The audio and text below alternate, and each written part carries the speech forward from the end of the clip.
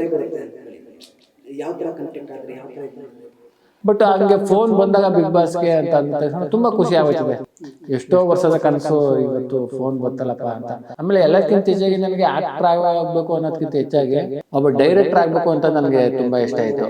Colours ಕನ್ನಡದಲ್ಲಿ ಒಂದೇನೋ ಸ್ವಲ್ಪ ಬದುಕು ಒಂದ್ ಸ್ವಲ್ಪ ಕಲರ್ಫುಲ್ ತರ ಆಗೈತೆ.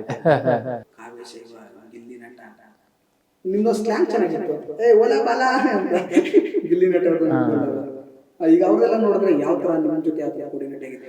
ಅದು ಬಿಟ್ರೆ ನಮ್ಮಲ್ಲಿ ಗಿಲ್ಲಿ ಆಗ್ಬೋದು, ನಾನಾಗ್ಬೋದು, ಕಾವ್ಯ ಆಗ್ಬೋದು, ನಮ್ಮಲ್ಲಿ ಯಾವುದೇ ಮನಸ್ತಾಪ ಇಲ್ಲ, ಕೋಪ ಇಲ್ಲ, ಬೇಜಾರಿಲ್ಲ.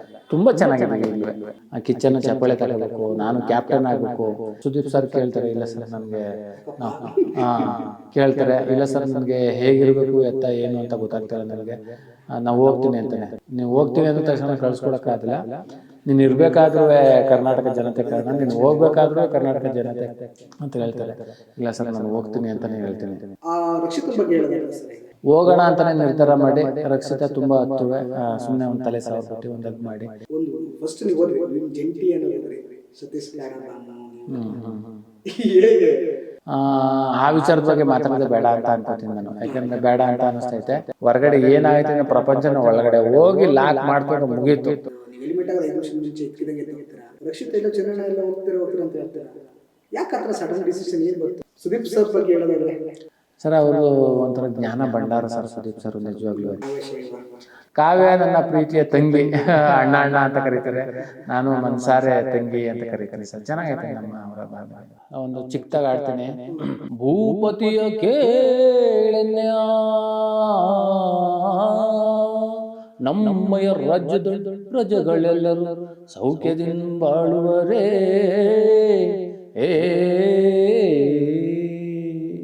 ಮಹಾಪ್ರಭು ಹೊಡೆಯ ಪೇಳುವೆ, ನುಡಿಯ ಪರಿಯ ಪೇಳುವೆ, ಆ ನುಡಿಯ ಪರಿಯ ಪೇಳುವೆ, ಸುತ್ತಮುತ್ತ ರಾಜರೆಲ್ಲ ಕಪ್ಪ ಕಾಣಿಕೆ ತಂದು ಒಡೆಯ ಪೇಳುವೆ, ನುಡಿಯ ಪರಿಯ ಪೇಳುವೆ.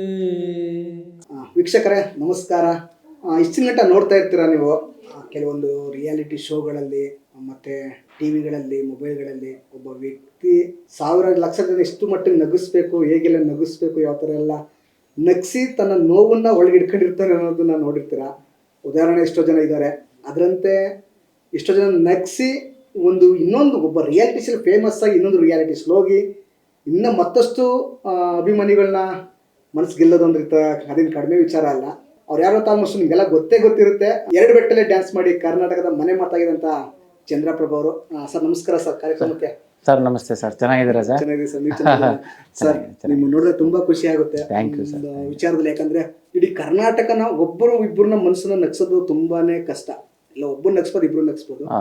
ನಿಮ್ಮ ಕೆಲವು ಕಾಮಿಡಿ, ನಿಮ್ ಓರಿಯೆಂಟೆಡ್, ನಿಮ್ದು ಡೈಲಾಗ್ ಡ್ಯೂರೇಷನ್ ಓರಿಯೆಂಟೆಡ್ ಎಲ್ಲ ನೋಡಿದ್ರೆ ಹೃದಯನ ಗೆಲ್ಲಬೇಕು ಅಂದ್ರೆ ನೀವು ಯಾವ ತರ ಸಾಹಸ ಪಟ್ಟಿದ್ರಿ ಸರ್ ಈ ಹಿಂದೆ ಈ ಮಟ್ಟಕ್ಕೆ ಬರಬೇಕು ಅಂದ್ರೆ? ಇಲ್ಲ ಸರ್, ನಮಗೆ ಅವಾಗಿಂದನೂ ಒಂದು ಆಸೆ ಏನೋ. ಯಾಕಂದ್ರೆ ನಾವು 2006ನೇ ಇಸ್ವಿನಲ್ಲಿ ರಂಗಾಯಣದಲ್ಲಿ ಸ್ಟೂಡೆಂಟ್ ಆಗಿದೆ, ಕಲಿಯೋಕೆ ಅಂತ ಸೇರ್ಕೊಂಡಿದ್ದೆ. ಅದೆಲ್ಲ ಮುಗಿಸಾದ್ಮೇಲೆ ನಮಗೂ ಒಂದು ಆಸೆ ಆಯಿತು. ಎಲ್ಲರೂ ನೋಡಾದ್ಮೇಲೆ cinema, TV, serial, reality show ನೋಡಾದ್ಮೇಲೆ ನಾವು ಈ ಥರದ್ದು ಏನಾರು ಒಂದು ಮಾಡಬೇಕಲ್ಲ ಅಂತ ತುಂಬ ಆಸೆ ಇತ್ತು. ಬಟ್ ಹಿಂಗೆಲ್ಲ ಆಸೆ ಇದ್ದಾಗ ಯಾರಾದರೂ ಒಂದು ಸಹಾಯ ಬೇಕಾಗಿತ್ತು. ಆ ಸಹಾಯ ರೂಪದಲ್ಲಿ ನನ್ನ ಫ್ರೆಂಡು ರವಿ ಅನ್ನೋರು ಒಂದು ಕಲರ್ಸ್ ಕನ್ನಡದಲ್ಲಿ ಮಜಾ ಬರ್ತಾ ಅನ್ನೋ ಒಂದು ರಿಯಾಲಿಟಿ ಕಾಮಿಡಿ ಶೋ ಬರ್ತೈತೆ, ಬನ್ನಿ ಆಡಿಷನ್ ಕೊಡಿ ಅಂತ ಹೇಳ್ತಾರೆ. ಆವಾಗ ನಾವಲ್ಲಿ ಕೊಟ್ಟಾದ್ಮೇಲೆ ಆಯ್ಕೆ ಆಗ್ತೀನಿ. ಅವಾಗಿಂದ ಹೆಚ್ಚು ಕಡಿಮೆ ಒಂದು ಜರ್ನಿ, ಒಂದು ಕಾಮಿಡಿ ಇಲ್ಲೇ ಒಂದು ಜರ್ನಿ ಹೋಗ್ತದೆ. ಅದಾದಮೇಲೆ ಒಂದಷ್ಟು ಸಿನಿಮಾಗಳ್ನೂ ಮಾಡಿದ್ದೀನಿ ಕಾಮಿಡಿ ಶೋ ಆದಮೇಲೆ. ಈಗ ಬಿಗ್ ಬಾಸ್ಗೂ ಹೋಗಿದ್ದೀನಿ ಅಂದರೆ ನಿಜವಾಗ್ಲೂ ನಮ್ಮ ಬದುಕನ್ನು ಒಂಥರ ಕಲರ್ಫುಲ್ಗೊಳಿಸಿರೋದೇ ನಮ್ಮ ಕಲರ್ಸ್ ಕನ್ನಡ ಚಾನಲ್ಲು. ಕೆಲವೊಂದು ಕಾರ್ಯಕ್ರಮ ನೋಡ್ತಾ ಇರ್ತೀವಿ. ನೀವೊಂದು ನನ್ನ ಮಾತುಗಳು ಎಷ್ಟು ಅತ್ಯಮೂಲ್ಯವಾಗಿರುತ್ತೆ ಅನ್ನೋದು ಇನ್ನೂ ಯಾರು ಈ ಹಿಂದೆ ಬರೋರಂತ ಈ ಸ್ಥಾನವನ್ನು ಬರೋರಂತ ಒಂದು ಸ್ಫೋಟಿವಾಗಿ ಒಂದು ಸ್ಫೂರ್ತಿಯಾಗಿರುತ್ತೆ. ಸರ್ ಈ ಸ್ಥಾನಕ್ಕೆ ಬರಬೇಕು ಅಂತ ನೀವೇನೆಲ್ಲ ಕನಸು ಕಟ್ಕೊಂಡಿದ್ರಿ? ಯಾರನ್ನು ಅನುಕರಣೆ ಮಾಡಿದ್ರಿ? ಯಾರನ್ನ ನೋಡಿದ್ರಿ ನಾನು ಈ ಥರ ಹೋಗ್ಬೇಕು, ನಾನು ಈ ಥರ ಇರಬೇಕು ಅನ್ನೋದು? ಕಲಾವಿದರಿಗೆ ಒಂದು ಕನಸಂತ ಇದ್ದೇ ಇರ್ತದೆ. ಹೌದು, ಕಲಾವಿದರಿಗೆ ಕನಸುಗಳು ಹೇಗಿತ್ತು ಸರ್? ಸರ್ ಇಲ್ಲ, ತುಂಬ ಕಷ್ಟ ಆಯಿತು. ಯಾಕಂದರೆ ನಮಗೆ ಒಂದು ಆಸೆ ಅಂತ ಬಂದ್ಬಿಡ್ತು ನಮಗೆ. ನಾವು ಸಿನಿಮಾದಲ್ಲಿ ಪಾತ್ರ ಮಾಡಬೇಕು ಅಥವಾ ಸೀರಿಯಲಲ್ಲಿ ಮಾಡಬೇಕು, ಒಬ್ಬ ಒಟ್ಟಿನಲ್ಲಿ ಕಲಾವಿದನಾಗಿ ಒಂದು ಗುರುತಿಸ್ಕೋಬೇಕು ಅಂತ ತುಂಬ ವರ್ಷದ ಕನಸಾಗಿತ್ತು. ಹೆಚ್ಚು ಕಡಿಮೆ 2006 ಅಂದರೆ ಹೆಚ್ಚು ಕಡಿಮೆ 19-20 ವರ್ಷ ಆಯ್ತಾ ಬಂತು ಸರ್. ಮುಂಚೆ ಎಲ್ಲ ಈಗ ಬೀದಿ ನಾಟಕ ಮಾಡಿದ್ದೀನಿ, ಗೌರ್ಮೆಂಟ್ ಪ್ರಾಜೆಕ್ಟು ಯಾವುದೋ ಒಂದು ಸಂದೇಶ ಹೇಳುವಂಥ ಬೀದಿ ನಾಟಕಗಳು ಮಾಡಿದ್ದೀವಿ. ಆಮೇಲೆ ಸ್ಟೇಜ್ ಶೋ ಮಾಡಿದ್ದೀವಿ, ಹಲವಾರು ಕಾರ್ಯಕ್ರಮಗಳನ್ನ ಮಾಡ್ಕೊ ಬಂದಿದ್ದೀವಿ. ಆಮೇಲೆ ಎಲ್ಲದಕ್ಕಿಂತ ಹೆಚ್ಚಾಗಿ ನನಗೆ ಆಕ್ಟರ್ ಆಗಬೇಕು ಅನ್ನೋದಕ್ಕಿಂತ ಹೆಚ್ಚಾಗಿ ಒಬ್ಬ ಡೈರೆಕ್ಟರ್ ಆಗಬೇಕು ಅಂತ ನನಗೆ ತುಂಬ ಇಷ್ಟ ಆಯಿತು. ಅದರಿಂದ ನಮ್ಮ ಮೈಸೂರಿನಲ್ಲೇ ಸಿದ್ದೇಗೌಡರು ಸರ್ ಅಂತಿದ್ದಾರೆ, GBS ಸಿದ್ದೇಗೌಡರು, ತರ್ಲೆ ವಿಲೇಜು, ದಕ್ಷಯಜ್ಞ, ಹೂವಿನ ಹಾರ, ಇನ್ನೊಂದು ಹಿಂಗೆ ಹಲವಾರು ಸಿನಿಮಾಗಳು ಮಾಡ್ತಾ ಇದ್ದಾರೆ. ಅವರು ನಮ್ಮ ಗುರುಗಳು. ಅವರ ಆಫೀಸ್ನಲ್ಲಿ ಕೆಲಸ ಮಾಡಿಕೊಂಡು ಇದ್ದೆ, ಅವ್ರ ಜೊತೆ ಅಸಿಸ್ಟೆಂಟಾಗೂ ಕೆಲಸ ಮಾಡಿದ್ದೀನಿ. ನಂದು ಏನು ಅಂದರೆ ಡೈರೆಕ್ಷನ್ ಏನೋ ಮಾಡಬೇಕು ಅಂತಿತ್ತು. ಬಟ್ ಅದೇನಾಗೋಯ್ತು ಅಂದರೆ ನನಗೆ ಆ್ಯಕ್ಟಿಂಗೇ ಮಾಡೋ ಥರದಲ್ಲಿ ನನಗೆ ಅವಕಾಶ ಬಂದ್ಬಿಡ್ತು. ತುಂಬ ಖುಷಿ ಆಯಿತು ಸರ್, ಯಾಕೆಂದರೆ ಚೆನ್ನಾಗಿದೆ, ಒಂದಷ್ಟು ಸಿನಿಮಾ ಮಾಡಿದ್ದೀನಿ. ಇನ್ನೂ ಒಂದು ಆಸೆ ಐತೆ, ದೊಡ್ಡ ದೊಡ್ಡ ಕಲಾವಿದರುಗಳ ಜೊತೆ ಮಾಡಬೇಕು ಅಂತ ಆಸೆ ಇದೆ ಸರ್. ಒಬ್ಬ ಮನುಷ್ಯನಿಗೆ ಹೋಗ್ಬೇಕು ತುಂಬ ದಾರಿಗಳಿರುತ್ತೆ. ಮಂಡ್ಯದಿಂದ ಮೈಸೂರು ರೋಡು, ಮೈಸೂರಿಂದ ಬೆಂಗಳೂರು ರಸ್ತೆ, ಹೇಗೆ ಸರ್ ಈ ಜರ್ನಿ? ಮಂಡ್ಯದಿಂದ ಮೈಸೂರು ಜರ್ನಿ ಹೇಗಿತ್ತು? ಅಂದರೆ ಅವಾಗ ನಾವೆಲ್ಲ ಹೇಗೆ ಮಾಡ್ತಾಯಿದ್ವಿ ಅಂದರೆ ಸರ್, ಫಸ್ಟು ಅವಾಗ ಒಂದು ಯಾವುದೋ ಸೀರಿಯಲ್ಗೂ ಇನ್ನೊಂದು ಏನೋ ಒಂದು ಕೊಡಬೇಕು ಅಂದರೆ ನಾವು ಫಸ್ಟು ಇಷ್ಟಾಗಲ ಫೋಟೋನ ನಾವು ಸ್ಟುಡಿಯೋದಲ್ಲಿ ಫೋಟೋ ಹೊಡಿಸಿ ಪ್ರಿಂಟ್ ಹಾಕ್ಸಿ ಹಿಂದೆಲ್ಲ ಡೀಟೇಲ್ಸ್ ಬರಬೇಕಾಯ್ತು. ಹೆಸರು, ಯಾವ ಊರು, ಏನು ಮಾಡಿದ್ದೀನಿ, ಏನೇನು ಎಕ್ಸ್ಪೀರಿಯೆನ್ಸ್ ಐತೆ, ಇದೆಲ್ಲ ಬರೆದು ಯಾವುದೋ ಗೊತ್ತಿರೋದ ಒಂದು ಫೋನ್ ನಂಬರ್ ಹಾಕಿ ಇಲ್ಲಿ ಬೆಂಗಳೂರಿಗೆ ಬಂದು ಆ ಆಫೀಸ್ಗೆ ಕೊಟ್ಟೋಗೋ ಅಂಥ ಕಾಲದಿಂದನೂ ತುಂಬ ಕಷ್ಟಪಟ್ಟಿದ್ದೀನಿ. ಬಟ್ ಅದೆಲ್ಲೋ ಈ ಒಂದು 10 ವರ್ಷದಿಂದ ಈಗ ಬಂದಾದಮೇಲೆ ಕಲರ್ಸ್ ಕನ್ನಡದಲ್ಲಿ ಒಂದೇನೋ ಒಂದು ಸ್ವಲ್ಪ ಬದುಕು ಒಂದು ಸ್ವಲ್ಪ ಕಲರ್ಫುಲ್ ಥರ ಆಗೈತೆ.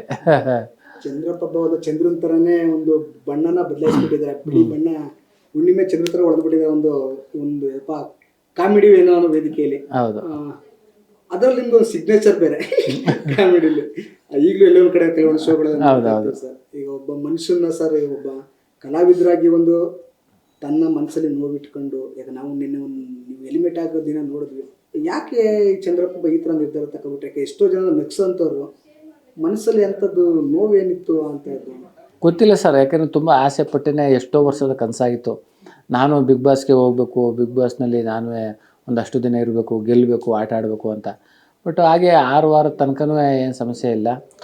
ಆ ವಾರ ನನಗೆ ಉತ್ತಮ ಅಂತಲೂ ಬರುತ್ತೆ. ನನಗೆ ಒಂದು ಜವಾಬ್ದಾರಿನೂ ಬರುತ್ತೆ. ಉತ್ತಮ ಸಿಕ್ಕೈತೆ, ಹಿಂಗೆ ಚೆನ್ನಾಗಿ ಆಡಬೇಕು, ಕಿಚ್ಚನ್ನು ಚಪ್ಪಾಳೆ ತಗೋಬೇಕು, ನಾನು ಕ್ಯಾಪ್ಟನ್ ಆಗಬೇಕು, ಈ ಥರದ್ದೆಲ್ಲ ತುಂಬ ಆಸೆ ಇರ್ತದೆ. ಅದೇನೋ ಗೊತ್ತಿಲ್ಲ, ಒಂದು 4-5 ದಿನದಿಂದ ನನಗೆ ಏನೋ ಬೇಡ, ಇಲ್ಲಿರೋದು ಬೇಡ, ಬಿಗ್ ಬಾಸ್ ಮನೆಯಲ್ಲಿ ಹೋಗೋಣ ಅಂತ ಅನಿಸ್ಬಿಡ್ತದೆ. ನಾನೇ ಯಾರಿಗೂ ಹೇಳ್ದೆ, ಏನು ಮಾಡಿದೆ, ಆರಾಮಾಗೆ ಬರ್ತೀನಿ, ಗೇಟ್ ತಗೊಂಡು ಆಚೆ ಹೋಗ್ತೀನಿ. ಒಂದು ಅರ್ಧ ಓಪನ್ ಆಗಿರ್ತದೆ ಮೈನ್ ಡೋರು, ಅದರಿಂದ ಆಚೆ ಬಂದ್ಬಿಟ್ಟು ಇನ್ನೊಂದು ಡೋರ್ ಇರ್ತದೆ, ತೆಗಿರಿ ಅಂತೀನಿ, ಅವ್ರು ತೆಗೆಯೋದಿಲ್ಲ.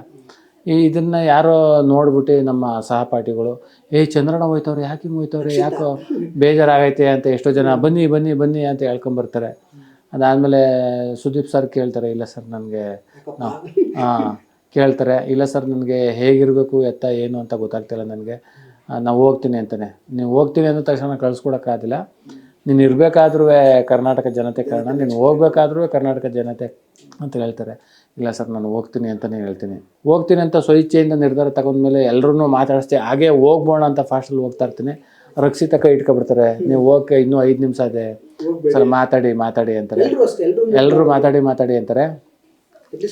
ಏನೋ ನನಗೆ ಅಂದರೆ ನಾನು ಯಾರ ಜೊತೆನೂ ಮನಸ್ತಾಪ, ಕೋಪ ಅದು ಇದು ಏನೂ ಮಾಡ್ಕೊಂಡಿಲ್ಲ. ಬಟ್ ಹೋಗೋಣ ಅಂತಲೇ ನಿರ್ಧಾರ ಮಾಡಿ ರಕ್ಷಿತ ತುಂಬ ಹತ್ತುವೆ, ಸುಮ್ಮನೆ ಒಂದು ತಲೆ ಸಾವ್ರ್ಬಿಟ್ಟು ಒಂದು ಹಗ್ ಮಾಡಿ ಹಾಗೇ ಬಂದ್ಬಿಡ್ತೀನಿ. ಹೋಗ್ಬೇಕಾದ್ರೆ ಒಂದ್ಸಲ ಹಿಂಗೆ ತಿರುಗಿ ಬಿಗ್ ಬಾಸ್ ಮನೇನು ನೋಡಬೇಕು ಅಂತಲೂ ಅನ್ಸೋದಿಲ್ಲ, ಸುಮ್ಮನೆ ಹಾಗೆ ಹೊರಡೋಕ್ಕೆ ಸಿದ್ಧ ಅದನ್ನು ತಲೆ ಬಗ್ಗಿಸ್ಕೊಂಡು ಹಾಗೇ ಹೊರಟ್ಬಿಡ್ತೀನಿ. ಇನ್ನೊಂದು ಚಂದ್ರಣ್ಣ, ಎಲ್ಲ ಓಕೆ ಆಯಿತು, ಹಿಂದೆ ನಿಮ್ಮ ಸ್ನೇಹಿತರು ಕೂಡ ಹೋಗಿದ್ದಾರೆ ಬಿಗ್ ಬಾಸ್ಗೆ. ಹೌದು, ಅನ್ನೋದು ಗೊಬ್ಬರಿಗೆಲ್ಲ ಅವರೆಲ್ಲ ನೋಡಿದ್ರೆ ಬಿಗ್ ಬಾಸ್ನ ಫಸ್ಟ್ ಕರೆ ಬರುತ್ತೆ ಅನ್ಕೊಳ್ಳಿ, ಯಾವ ಥರ ಕಾಂಟ್ಯಾಕ್ಟ್ ಆದರೆ, ಯಾವ ಥರ ಇದು ಮಾಡಿದ್ರೆ? ಚಂದ್ರಪ್ರಭ ಏನು ಸರ್, ಚಾನಲಿಂದ ಒಂದು ಫೋನ್ ಬಂತು, ಹಿಂಗೆ ಬನ್ನಿ, ಹಿಂಗೆ ಏನೋ ಒಂದು ಮಾತುಕತೆ ಇದೆ ಬಿಗ್ ಬಾಸ್ಗೆ ಸಂಬಂಧಪಟ್ಟಂಗೆ, ಬಿಗ್ ಬಾಸ್ಗೆ ಹೋಗೋ ಇಂಟ್ರೆಸ್ಟ್ ಇದೆಯಾ ಅಂತಾರೆ. ತುಂಬ ಖುಷಿ ಆಗೋಯ್ತದೆ. ಅಕ್ಷಯ ಸ್ಟುಡಿಯೋಗೆ ಹೋಗ್ತೀನಿ. ಅಕ್ಷಯ ಸ್ಟುಡಿಯೋದಲ್ಲಿ ಡೈರೆಕ್ಟ್ರು ಒಂದು 1 ಅವರು 1.5 ಗಂಟೆ ಟೈಮು ಅದಕ್ಕೆ ಸಂಬಂಧಪಟ್ಟಂಗೆ ಒಂದಷ್ಟು ಮಾತುಕತೆ ಎಲ್ಲ ಆಗ್ತದೆ. ಆಯಿತು ಸರಿ ಹೊರಡಿ ಚಂದ್ರಪ್ರಭ, ಆಮೇಲೆ ಫೋನ್ ಬರುತ್ತೆ ಅಂತ ಅಂತಾರೆ. ಅದಾದಮೇಲೆ ಒಂದಿನ ಬಿಟ್ಕೊಂಡು ಫೋನ್ ಬರುತ್ತೆ, ಹಿಂಗೆ ಕನ್ಫರ್ಮ್ ಆಗಿದ್ದೀರಿ, ಬಟ್ ಹೋಗೋ ತನಕ ಯಾರು ಹೇಳ್ಬಿಡಿ ಹಾಗೆ ಹೀಗೆ ಅಂತ. ಯಾಕಂದರೆ ಅದು ಬಿಗ್ ಬಾಸ್ ನಿಯಮ. ಬಟ್ ಹಂಗೆ ಫೋನ್ ಬಂದಾಗ ಬಿಗ್ ಬಾಸ್ಗೆ ಅಂತ ಅಂದ ತಕ್ಷಣ ತುಂಬ ಖುಷಿ ಆಗೋಯ್ತದೆ. ಎಷ್ಟೋ ವರ್ಷದ ಕನಸು ಇವತ್ತು ಫೋನ್ ಬತ್ತಲ್ಲಪ್ಪ ಅಂತ ತುಂಬ ಖುಷಿನ ಆಗ್ತದೆ. ನನ್ನ ತಾಯಿಗೆ, ನನ್ನ ಸ್ನೇಹಿತ ಸತೀಶ್ ಕ್ಯಾತ್ಗಟ್ಟ ಅವ್ರಿಗೆ, ಇಲ್ಲಿ ಕೂತವ್ರಲ್ಲ ಇವರೇ ಸತೀಶ್ ಕ್ಯಾತ್ಗಟ್ಟ ಇವ್ರಿಗೆ, ಆಮೇಲೆ ನನ್ನ ಹೆಂಡ್ತಿಗೆ, 3 ಜನಕ್ಕೆ ಅಷ್ಟೇ ಹೇಳ್ತೀನಿ, ಬೇರೆ ಯಾರಿಗೂ ಹೇಳಲ್ಲ. ಸೋಷಿಯಲ್ ಮೀಡಿಯಾಗಳು ಎಲ್ಲ ಬಿಟ್ಟು ನೋಡ್ತೀವಿ, ಬಟ್ ಅದೊಂದು ವಿಚಾರ ಗೊತ್ತಾಗಲ್ಲ.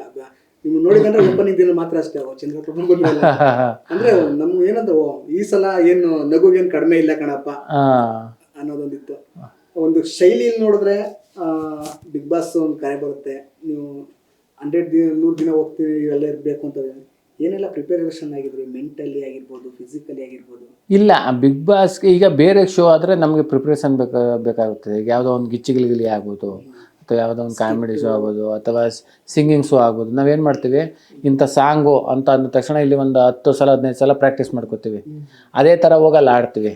ಈಗ ಕಾಮಿಡಿ ಸ್ಕಿಟ್ ಅಂದರೂ ಒಬ್ಬರು ರೈಟ್ರು ಸ್ಕ್ರಿಪ್ಟ್ ಬರೀತಾರೆ, ಒಬ್ಬರು ಡೈರೆಕ್ಟ್ರ್ ಇರ್ತಾರೆ, ನಾವಿಲ್ಲಿ ಪ್ರಾಕ್ಟೀಸ್ ಮಾಡ್ಕೋತೀವಿ. ಅದಕ್ಕೆ ವೇಷಭೂಷಣ ಇದೆಲ್ಲ ಹಾಕೊಂಡು, ಒಂದು ಮ್ಯೂಸಿಕ್ ಇದೆಲ್ಲ ಹಾಕೊಂಡು ಸ್ಟೇಜ್ ಮೇಲೆ ಹೋಗಿ ಒಂದು 30 ನಿಮಿಷ ಒಂದು ಕಾಮಿಡಿ ಮಾಡಿಬಿಟ್ಟು ಆಚೆ ಬರ್ತೀವಿ. ಬಟ್ ಬಿಗ್ ಬಾಸು ಆ ಥರ ಸಿದ್ಧತೆ ಅಂತೂ ಸತ್ಯವಾಗ್ಲೂ ಇಲ್ಲ. ಯಾಕೆಂದರೆ ಅಲ್ಲಿ ನಾವು ಹೇಗಿರ್ತೀವೋ ಹಾಗೇ ಇರುವಂತಹ ಒಂದು ಆಟ. ಅಂದರೆ ನಾನು ಈ ಥರ ಹೋದ್ರೆ ಈ ಥರ ಆಟ ಆಡಬೇಕು, ಈ ಥರ ಹಿಂಗೆ ಮೆಂಟಲಿ ನಾನು, ಯಾಕಂದರೆ ಅಲ್ಲಿ ಶೋ ಅಂದರೆ ಎಲ್ಲರೂ ಒಂದು ಟೈಮ್ ಒಂದು ಸ್ಕಿಟ್ ಮಾಡ್ತೀರಾ, ಒಂದು ನಗು ಆಗುತ್ತೆ, ಒಂದು ಸಂದರ್ಭ ಹೋಗುತ್ತೆ, ಮಾಮೂಲಿ ಟೈಮಲ್ಲಿ ಕಾಫಿ ಟೀ ಊಟ ಅದೇ ಇರುತ್ತೆ, ಮುಗಿತಪ್ಪ ನಾನು ಪ್ಯಾಕಪ್ ನನ್ನ ಮನೆಗೆ ಇರೋ ಇರುತ್ತೆ. ಬಟ್ ಬಿಗ್ ಬಾಸ್ ಹಂಗಲ್ಲ, ದಿನ ಬೆಳಗ್ಗೆ ಅವ್ರ ಮುಖ ಅವರೇ ನೋಡಬೇಕು, ಈ ವಿಚಾರದಲ್ಲಿ ನಾನು ಈ ಥರ ಹಿಂಗಾಡ್ದೆ, ಈ ಒಂದೊಂದು ಮನಸ್ಸು ಅಂತ ಇದೆ, ನಾನು ಈ ಥರ ಬಿಗ್ ಬಾಸ್ ಮೂವ್ ಆಗ್ತೀನಿ, ಈ ಥರ ಹೋಗ್ತೀನಿ ಅನ್ನೋದು ಯಾವುದು ವರ್ಕ್ ಆಗಲ್ಲ. ಯಾವುದು ಪ್ಲ್ಯಾನ್ ಮಾಡ್ಕೊಂಡು ಆಟ ಆಡೋಕ್ಕೆ ಆಗೋದೇ ಇಲ್ಲ. ಯಾಕೆಂದ್ರೆ ಈಗ ಸಂಜೆ ಗಂಟೆ ಏನು ಇರಬೇಕು ಅಂತ ಪ್ಲ್ಯಾನ್ ಮಾಡೋಕ್ಕಾಯ್ತದ? 3 ಗಂಟೆ ತನಕ ಈ ಥರನೇ ಮಾತಾಡೋಣ, 4 ಗಂಟೆ 5 ಗಂಟೆ ತನಕ ಬೇರೆ ಥರ ಮಾತಾಡೋಣ, ಹಂಗೆ ಆಗೋದೇ ಇಲ್ಲ. ಇಲ್ಲ, ಏನಂದ್ರೆ ಏನೂ ಇಲ್ಲ. ಒಳ್ಳೆ ಏನು ಯಾವ ವಾರ ಗೊತ್ತಾಗೋದಿಲ್ಲ, ಟೈಮ್ ಎಷ್ಟು ಅಂತ ಗೊತ್ತಾಗೋದಿಲ್ಲ. ಹೊರಗಡೆ ಏನಾಗೈತೆ ಅನ್ನೋ ಪ್ರಪಂಚನ ಒಳಗಡೆ ಹೋಗಿ ಲಾಕ್ ಮಾಡ್ತು ಮುಗೀತು. ವಾರ ಗೊತ್ತಾಗಬೇಕಾದ್ರೆ ಸುದೀಪ್ ಸರ್ ಬರೋದ್ರಿಂದ ಸಣ್ಣವ್ರು ಅವ್ರು ಬರ್ತಾರೆ ಅನ್ನೋದು ಅದರ ಒಂದು ಲೆಕ್ಕಾಚಾರದ ಮೇಲೆ ವಾರಗಳು ಗೊತ್ತಾಗ್ತದೆ. ಬಟ್ ಡೇಟು ಅದು ಇದು ಟೈಮಿಂಗ್ಸು ಏನೋ ಗೊತ್ತಾಗೋದಿಲ್ಲ. ಉದಾಹರಣೆ ಈಗ ಮಂಡ್ಯ ಭಾಗದಲ್ಲಿ ಅಂತ ಹೋದ್ರೆ ನೀವಲ್ಲದೆ ಇನ್ನಿಬ್ರು ಇದ್ದಾರೆ, ಕಾವ್ಯ ಶೈವ, ಗಿಲ್ಲಿ ನಟ. ನಿಮ್ದು ಸ್ಲ್ಯಾಂಗ್ ಚೆನ್ನಾಗಿತ್ತು, ಓಲಾ ಬಾಲಾ ಅಂತ ಗಿಲ್ಲಿ ನಟ ಅವ್ರದ್ದು. ಈಗ ಅವ್ರದೆಲ್ಲ ನೋಡಿದ್ರೆ ಯಾವ ಥರ ನಿಮ್ಮ ಜೊತೆ ಯಾವ ಥರ ಕೋರ್ಡಿನೇಟ್ ಆಗಿದ್ರು? ಇಲ್ಲ, ಗಿಲ್ಲಿ ನಾನು ಆಗ್ಬೋದು. ಯಾಕೆಂದರೆ ನಾವು ಬಿಗ್ ಬಾಸ್ ಹೋಗಿಂದ ಮುಂಚೆನೇ ಇಲ್ಲಿ ಪರಿಚಯ, ತುಂಬ ಹೊರಗಡೆ ಕಾರ್ಯಕ್ರಮದಲ್ಲಿ ಇಬ್ಬರು ಜೊತೆಯಲ್ಲೇ ಮಾಡಿದ್ದೀವಿ. ಒಳ್ಳೆ ಬೆಸ್ಟ್ ಫ್ರೆಂಡು ನನಗೆ. ಅಲ್ಲೋದಾಗ ಇನ್ನೂ ಜಾಸ್ತಿ ಆಗೋಯ್ತು, ಒಳ್ಳೆ ತರಲೆ ತಮಾಷೆ ಎಲ್ಲ, ಒಳ್ಳೆ ಫ್ರೆಂಡ್ಶಿಪ್ಪು ಹಂಗೆ ಬೆಳ್ಕೊತಾ ಹೋಗ್ತು. ಕಾವ್ಯ ಯಾವಾಗಲೂ ಅಣ್ಣ ಅನ್ನೋಳು, ನಾನು ಪ್ರೀತಿಯಿಂದ ತಂಗಿ ಅಂತ ಕರಿತಾ ಇದ್ದೆ. ನಮ್ಮ 3 ಜನದ್ದು ಒಂದು ಸಂಬಂಧ ಹೇಗಿತ್ತು ಅಂದರೆ ತುಂಬ ಚೆನ್ನಾಗಿತ್ತು. ನಾವೇನೇ ತರಲೆ ಮಾಡಲಿ, ತಮಾಷೆ ಮಾಡಲಿ, ಅದು ಬೇರೆಯವ್ರಿಗೆ ಏನು ಅನ್ಸಿದ್ರೆ ನಾವು ತರಲೆ ತಮಾಷೆ ಒಬ್ರು ಕಾಲು ಹೇಳ್ಕೊಳ್ಳೋದು ತುಂಬ ಚೆನ್ನಾಗಿರೋದು. ಏನೇ ಆದರೂ ಒಬ್ರಿಗೊಬ್ರು ಮನಸ್ತಾಪ ಮಾಡ್ಕೊಂಡ್ರೆ ತುಂಬ ಚೆನ್ನಾಗಿದ್ದು. ಬಟ್ ಇದು ಯಾವುದೋ ಒಂದು ವಿಚಾರದಲ್ಲಿ ನಮ್ಮ ಬಗ್ಗೆನೇ ಒಂಚೂರು ಹೊರಗಡೆ ಕೆಡ್ತಾಗ ಹೋಗೈತೆ ನೋಡೋದು, ಇದೇನೇ ನಮ್ಮಲ್ಲೇ ಆ ಥರದಿಲ್ಲ, ಹೊರಗಡೆ ತಪ್ಪಾಗಿ ತಿಳ್ಕೊಂಡವ್ರಿ ಅಂತ ಆ ವಿಚಾರದಲ್ಲಿ ಒಂದು ಸ್ವಲ್ಪ ಬೇಜಾರಾಯಿತು. ಅದು ಬಿಟ್ಟರೆ ನಮ್ಮಲ್ಲಿ ಗಿಲ್ಲಿ ಆಗ್ಬೋದು, ನಾನಾಗ್ಬೋದು, ಕಾವ್ಯ ಆಗ್ಬೋದು, ನಮ್ಮಲ್ಲಿ ಯಾವುದೇ ಮನಸ್ತಾಪ ಇಲ್ಲ, ಕೋಪ ಇಲ್ಲ, ಬೇಜಾರಿಲ್ಲ, ತುಂಬ ಚೆನ್ನಾಗಿದ್ದೀವಿ ಈಗಲೂ. ಇನ್ನೊಂದು ಚೆನ್ನಾಗಿ ಆ ವಿಚಾರ ಅಂತ ಹೋದ್ರೆ, ಒಂದು ಫಸ್ಟ್ ನೀವು ಹೋದ್ರಿ, ನಿಮ್ಮ ಜಂಟಿ ಅನ್ನೋದು ಹೋದ್ರಿ, ಸತೀಶ್ ಕಾಡಬಾಮು, ಹೇಗೆ? ಇಲ್ಲ, ಚೆನ್ನಾಗಿತ್ತು. ಯಾಕೆಂದ್ರೆ ನೀವು ನೋಡೇ ಇರಲಿಲ್ಲ, ಅವ್ರು ನಿಮ್ಗೆ ನೋಡಿರ್ತಾರೆ ಟಿವಿಲಿ, ಬಟ್ ಅವರು ಸ್ವಲ್ಪ ಫಸ್ಟ್ ಬಿಟ್ಟು ನೀವು ನೋಡಿರ್ತೀರ. ಜಂಟಿ ಅವ್ರು ನಿಮ್ಮಿಬ್ರು? ಇಲ್ಲ, ನಾನು ಅವರು ನಿಜವಾಗ್ಲೂ ನನ್ನ ಪರಿಚಯ ಇಲ್ಲ, ಅಲ್ಲಿ ಹೋದಾದ್ಮೇಲೆ ಪರಿಚಯ ಆಯಿತು. ಆ ವಿಚಾರದ ಬಗ್ಗೆ ಮಾತಾಡೋದೇ ಬೇಡ ಅಂತ ಅನ್ಕೋತೀನಿ ನಾನು, ಯಾಕೆಂದ್ರೆ ಬೇಡ ಅಂತ ಅನಿಸ್ತೈತೆ. ಬಟ್ ಒಟ್ಟಾರೆ ಒಂದು ಎಲ್ಲ ಸ್ಪರ್ಧಿಗಳ ಬಗ್ಗೆ ಅದೇ ನಾನು ಅದನ್ನೇ ಟೋಟಲಿ ಅದ್ರ ಬಗ್ಗೆ ಮಾತಾಡೋದೇ ಬೇಡ ಅವ್ರ ವಿಚಾರದಲ್ಲಿ ಅಂತ ಹೇಳ್ತೀನಿ. ಬಟ್ ಒಟ್ಟಾರೆ ಅವ್ರನ್ನೂ ಸೇರಿಸ್ದಂಗೆ ಎಲ್ಲ ಸ್ಪರ್ಧಿಗಳಿಗೂ ನನ್ನೂ ಸೇರಿಸ್ದಂಗೆ ಏನು ಹೇಳ್ಕೊತೀನಿ ಅಂದರೆ, ನಾವು ಅಲ್ಲಿ ಹೋಗಿರೋದೇ ಒಂದು ಸ್ಪರ್ಧಿಗಳಾಗಿ ನಮ್ಮ ಗಮನ ಎಲ್ಲ ಗೆಲ್ಲೋದ್ರ ಕಡೆಗೆ, ಆಡೋ ಕಡೆಗೆ, ಎಲ್ಲರನ್ನೂ ಎಂಟರ್ಟೈನ್ಮೆಂಟ್ ಮಾಡೋದ್ರ ಕಡೆನೇ ಇರಬೇಕು. ಇಲ್ಲಾಂದ್ರೆ ಏನಾಗ್ಬಿಡ್ತೀವಿ ಅಂದರೆ ಬೇಗ ಮನೆಗೆ ಬಂದುಬಿಡ್ತೀವಿ ಅಷ್ಟೇ. ಈಗ ಬಟ್ಟೆ ಹಾಕೊಳ್ಳೋದು, ಶೃಂಗಾರ ಮಾಡ್ಕೊಳ್ಳೋದು, ಮೇಕಪ್ಪು ಇದು ಬೇಕು, ಇಲ್ಲ ಅಂತ ಅನ್ನಿಕ್ಕಿಲ್ಲ. ಆದರೆ ಅದ್ರ ಕಡೆನೇ ಜಾಸ್ತಿ ಟೈಮು ಹೋಗ್ಬಾರ್ದು ಅಂತ ನನ್ನ ನಿಲುವು ಅಷ್ಟೇ. ಅದು ಬಿಟ್ರೆ ನಮ್ಮ ಇಬ್ಬರ ಬಗ್ಗೆ ನಾನು ಏನು ಹೇಳಕ್ ಇಷ್ಟಪಡೋದೇ ಇಲ್ಲ. ಒಬ್ಬೊಬ್ರಿಗೂ ಸ್ಪರ್ಧೆಗೆ ಅವರ ಅಭಿಮಾನಿ ಬಳಗ, ಕುಟುಂಬ ಇರುತ್ತೆ, ಖಂಡಿತ ಅವ್ರದೇ ಅಂತ ಒಂದು ಫ್ಯಾಮಿಲಿ ಇರುತ್ತೆ. ಅಷ್ಟೆಷ್ಟು 100,000 ಜನ ಲಕ್ಷ ಅಭಿಮಾನಿಗಳಿದೆ. ಖಂಡಿತ ನಾವು ತಡೆಯಪ್ಪ ಇವ್ರು ಬಂದ್ರು, ಇವ್ರದ್ದು ಹೆಂಗ್ ನೋಡ್ತೀವಿ, ಇವ್ರದೇ ನೋಡ್ತೀವಿ, ಕ್ಯೂರಿಯಾಸಿಟಿ ಇರುತ್ತೆ. ಈ ಅಭಿಮಾನಿಗಳಲ್ಲಿ ಎಷ್ಟೊಂದು ನಿರೀಕ್ಷೆಯನ್ನು ಉಂಟು ಮಾಡಿದ್ರಿ ನೀವು ತುಂಬಾನೇ. ಹೌದು, ಎಲ್ಲೋ ನಿರಾಸೆ ಆಯ್ತು ಅಭಿಮಾನಿಗಳಿಗೆ? ಆ ಥರ ಏನೂ ಇಲ್ಲ. ಯಾಕೆಂದರೆ ನನಗೆ ಎಲ್ಲರೂ ಗಿಚ್ಚಿಗಿಲಿ ಕಾಮಿಡಿ ಶೋನಲ್ಲಿ ನೋಡಿದ್ರು. ಚಂದ್ರಪ್ರಭಾ ಅಂದ ತಕ್ಷಣ ಒಂದು ಕಾಮಿಡಿ ಮಾಡ್ತಾ ಇದ್ದೇನೆ ಹಾಗೆ ಹೇಗೆ ಅಂತ ನೋಡಿದ್ರು. ಬಟ್ ಬಿಗ್ ಬಾಸು ಒಂದು ಕಾಮಿಡಿ ಶೋ ಅಲ್ಲ. ಅಂದರೆ ನಾವು ಇಲ್ಲಿ ರಿಯಲಾಗಿ ಹೇಗಿರ್ತೀವಿ, ಎಸ್ ನಾವು ಹೇಗಿರ್ತೀವಿ ಹಾಗೆ ಇರುವಂಥ ಒಂದು ವೇದಿಕೆ ಅಷ್ಟೇ. ಅದರಿಂದ ನಾನು ಅಲ್ಲಿ ಹೇಗಿದ್ದೆ ಹಾಗೇ ಇದ್ದೆ ಸತ್ಯವಾಗ್ಲೂ ಅಲ್ಲಿ. ಅದರಿಂದ ಅದು ಬೇರೆ ಥರದಲ್ಲಿ ಅವ್ರಿಗೆ ನೋವಾಯಿತು ಏನೋ ಅಂತ ಅನ್ನಿಸ್ತದೆ. ಅದ ನಂತರ ಚಂದಣ್ಣ, ನಿಮಗೆ ಸ್ಪರ್ಧಿಗಳಲ್ಲಿ ನಿಮಗೆ ಚಿಕ್ಕ ಏಜಿಂದ ಹಿಡಿದು ನಿಮಗೆ ದೊಡ್ಡ ಏಜ್ ಎಲ್ಲ ಕೂಡ ಇದ್ರು, ಯಾರಿಂದ ಹೆಚ್ಚಾಗಿ ಕಲಿಯಂಥದ್ದಿತ್ತು, ಯಾರಿಂದ ಹೆಚ್ಚಾಗಿ ಇವ್ರ ಹತ್ರ ನನಗೇನಪ್ಪ ಅನ್ನೋದಿತ್ತು? ಯಾಕಂದ್ರೆ ಮಲ್ಲಮ್ಮನ ಕೂಡ ಇದ್ರು ಹಿರಿಯ ಹೌದು. ಆ ಥರ ಹೇಳೋದಾದ್ರೆ ಏನು ಗೊತ್ತೇ, ಅಲ್ಲಿ 18 ಜನ ಇದ್ವಿ ಅಂದರೆ 18 ಜನರು ಅವರವರ ಒಂದು ವೃತ್ತಿ ಜೀವನದಲ್ಲಿ ತುಂಬ ಸ್ಟ್ರಾಂಗ್ ಆಗಿ ಹೆಸರು ಮಾಡಿರೋ ಅಂಥವ್ರೆ. ಅದರಿಂದ ಈಗ ಮಾಳು ಆಗ್ಬೋದು, ಒಳ್ಳೆ ಅದ್ಭುತ ಗಾಯಕ. ಆಮೇಲೆ ಅಶ್ವಿನಿ ಮೇಡಮ್ ಅವ್ರು ಆಗ್ಬೋದು, ಕನ್ನಡ ಪರ ಹೋರಾಟಗಾರರು, ಮಹಿಳೆ ಸಂಬಂಧಪಟ್ಟ ಹೋರಾಟ ಮಾಡ್ತಾರೆ. ಜಾನ್ವಿಯರು ಒಳ್ಳೆ ನಿರೂಪಣೆ, ಟಿ ವಿ ಆ್ಯಂಕರ್ ನಿರೂಪಣೆ ಮಾಡೋವಂಥವ್ರು. ಆಮೇಲೆ ಇವ್ರದ್ದು ನಮ್ಮ ಅಮಿತರಾಗ್ಬೋದು, ಒಳ್ಳೆ RJ ನಲ್ಲಿ ಒಳ್ಳೆ ಮಾತುಗಾರರು. ಹಂಗೆ ಅಷ್ಟು ಜನನು ಅವರವರ ಒಂದು ಇದರಲ್ಲಿ ತುಂಬ ಹೆಸರು ಮಾಡಿರೋವಂಥವ್ರೆ. ಅದರಿಂದ ಪ್ರತಿಯೊಬ್ಬರಿಂದನೂ ಕಲಿಯುವಂಥದ್ದು ಸಾಕಷ್ಟಿತ್ತು. ಈಗ ಗಿಲ್ಲಿ, ನಾನಾಗ್ಬೋದು, ನಾವು ಯಾವತ್ತೂ ಹಾಸ್ಯ ಕಾಮಿಡಿ ಇಲ್ಲಿ ಇದ್ದ ಸ್ಟೇಜ್ನಲ್ಲಿ ಮಾಡಿ ಹೋಗಿರೋಂಥವ್ರು. ಅದರಿಂದ ಎಲ್ಲರಿಂದನೂ ಎಲ್ಲವನ್ನು ಕಲಿಯುವಂತಹ ಎಲ್ಲ ಅಷ್ಟು ಜನ ತುಂಬ ಸ್ಟ್ರಾಂಗ್ ಆಗಿದ್ದರು. ಅದರಿಂದನೂ ಎಲ್ಲರಿಂದನೂ ಎಲ್ಲವನ್ನು ಕಲಿಯುವಂಥದ್ದು ಇತ್ತು. ಯಾಕೆಂದರೆ ಈಗ ಧ್ರುವ ಆಗ್ಬೋದು, ಈಗ ಧ್ರುವ ಅವನು ತುಂಬ ವಿದ್ಯಾವಂತ, ವಿಚಾರವಂತ, ಯಾವುದೇ ಒಂದು ವಿಚಾರದ ಬಗ್ಗೆ ತುಂಬ ವಿಸ್ತಾರವಾಗಿ ತುಂಬ ಅರ್ಥಗರ್ಭಿತವಾಗಿ ಹೇಳ್ತಾ ಇದ್ದ.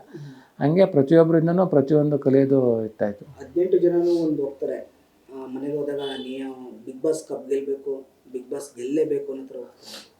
ಬಟ್ ನೀವು ಯಾವ ಥರ ಫಸ್ಟು ಬಿಗ್ ಬಾಸ್ ಒಳಗೆ ಕಾಲಿಟ್ಟಾಗ ಏನು ಅನ್ನಿಸ್ತು ನಿಮಗೆ? ತಲೆಯಲ್ಲಾಗಿರ್ಬೋದು, ನಿಮ್ಮ ಮೈಂಡಲ್ಲಿ ಮತ್ತು ನಿಮ್ಮ ಮನಸ್ಸಲ್ಲಿ ಏನು ಅನ್ನಿಸ್ತು ಫಸ್ಟ್ ಕಾಲಿಟ್ಟಾಗ? ತುಂಬ ಒಂಥರ ಏನು ಅಂದರೆ ಅದೊಂಥರ ಕನಸಾಗಿತ್ತು. ಬಿಗ್ ಬಾಸ್ ಮನೆಯನ್ನ ಟಿ ವಿನಲ್ಲಿ ನೋಡಿದ ತಕ್ಷಣ ಏನೇ ಇಷ್ಟೊಂದು ಅದ್ಭುತವಾಗಿ ಸೆಟ್ ಹಾಕಿದ್ದಾರೆ, ಏನು ಈಗ ಇದೆ ಅರಮನೆ, ಬಿಗ್ ಬಾಸ್ ಅನ್ನೋ ಒಂದು ದೊಡ್ಡ ಅರಮನೆ ಅಂತ ಅನ್ಕೋತಾ ಇದ್ದು. ಅದನ್ನು ಆ ರಿಯಲ್ಲಿ ನೋಡಿದ ತಕ್ಷಣ ಮೈಯೆಲ್ಲ ಒಂಥರ ರೋಮಾಂಚನ ಆಯಿತು. ಅಪ್ಪ ಬಿಗ್ ಬಾಸು ಕೊನೆಗೂ ಎಷ್ಟೋ ವರ್ಷದ ಕನಸಿತ್ತು, ಇವತ್ತು ನೋಡಿದ್ವಲ್ಲ ಅಂತಂದು ಮನಸ್ಸಿಗೆ ತುಂಬ ಸಂತೋಷ ಆಯಿತು. ಹಾಗೆ ಹೆಚ್ಚು ಕಡಿಮೆ ಒಂದು 6 ವಾರ ತನಕ ತುಂಬ ಮಜಾ ಎಂಜಾಯ್ ಮಾಡಿಕೊಂಡೇ ಬಂದಿತ್ತು. ನನಗೆ 6ನೇ ವಾರದಲ್ಲಿ ನನಗೆ ಉತ್ತಮ ಅಂತಲೂ ಸಿಗುತ್ತೆ, ಪರವಾಗಿಲ್ಲ ಅಂತ ತುಂಬ ಖುಷಿ ಆಯ್ತದೆ. ಆಮೇಲೆ ಒಂದು ಜವಾಬ್ದಾರಿನೂ ಆಯ್ತು ಕಣಪ್ಪ, ಈ ಸಲ ಉತ್ತಮ ತೊಗೊಂಡಿದ್ದೀನಿ, ನೆಕ್ಸ್ಟ್ ಚಪ್ಪಾಳೆ ತಗೋಬೇಕು. ಆಮೇಲೆ ನಾನು ಅಂದರೆ ಕ್ಯಾಪ್ಟನ್ ಆಗಬೇಕು, ಈ ಥರದ್ದು ಹಲವಾರು ಕನಸುಗಳಿತ್ತು.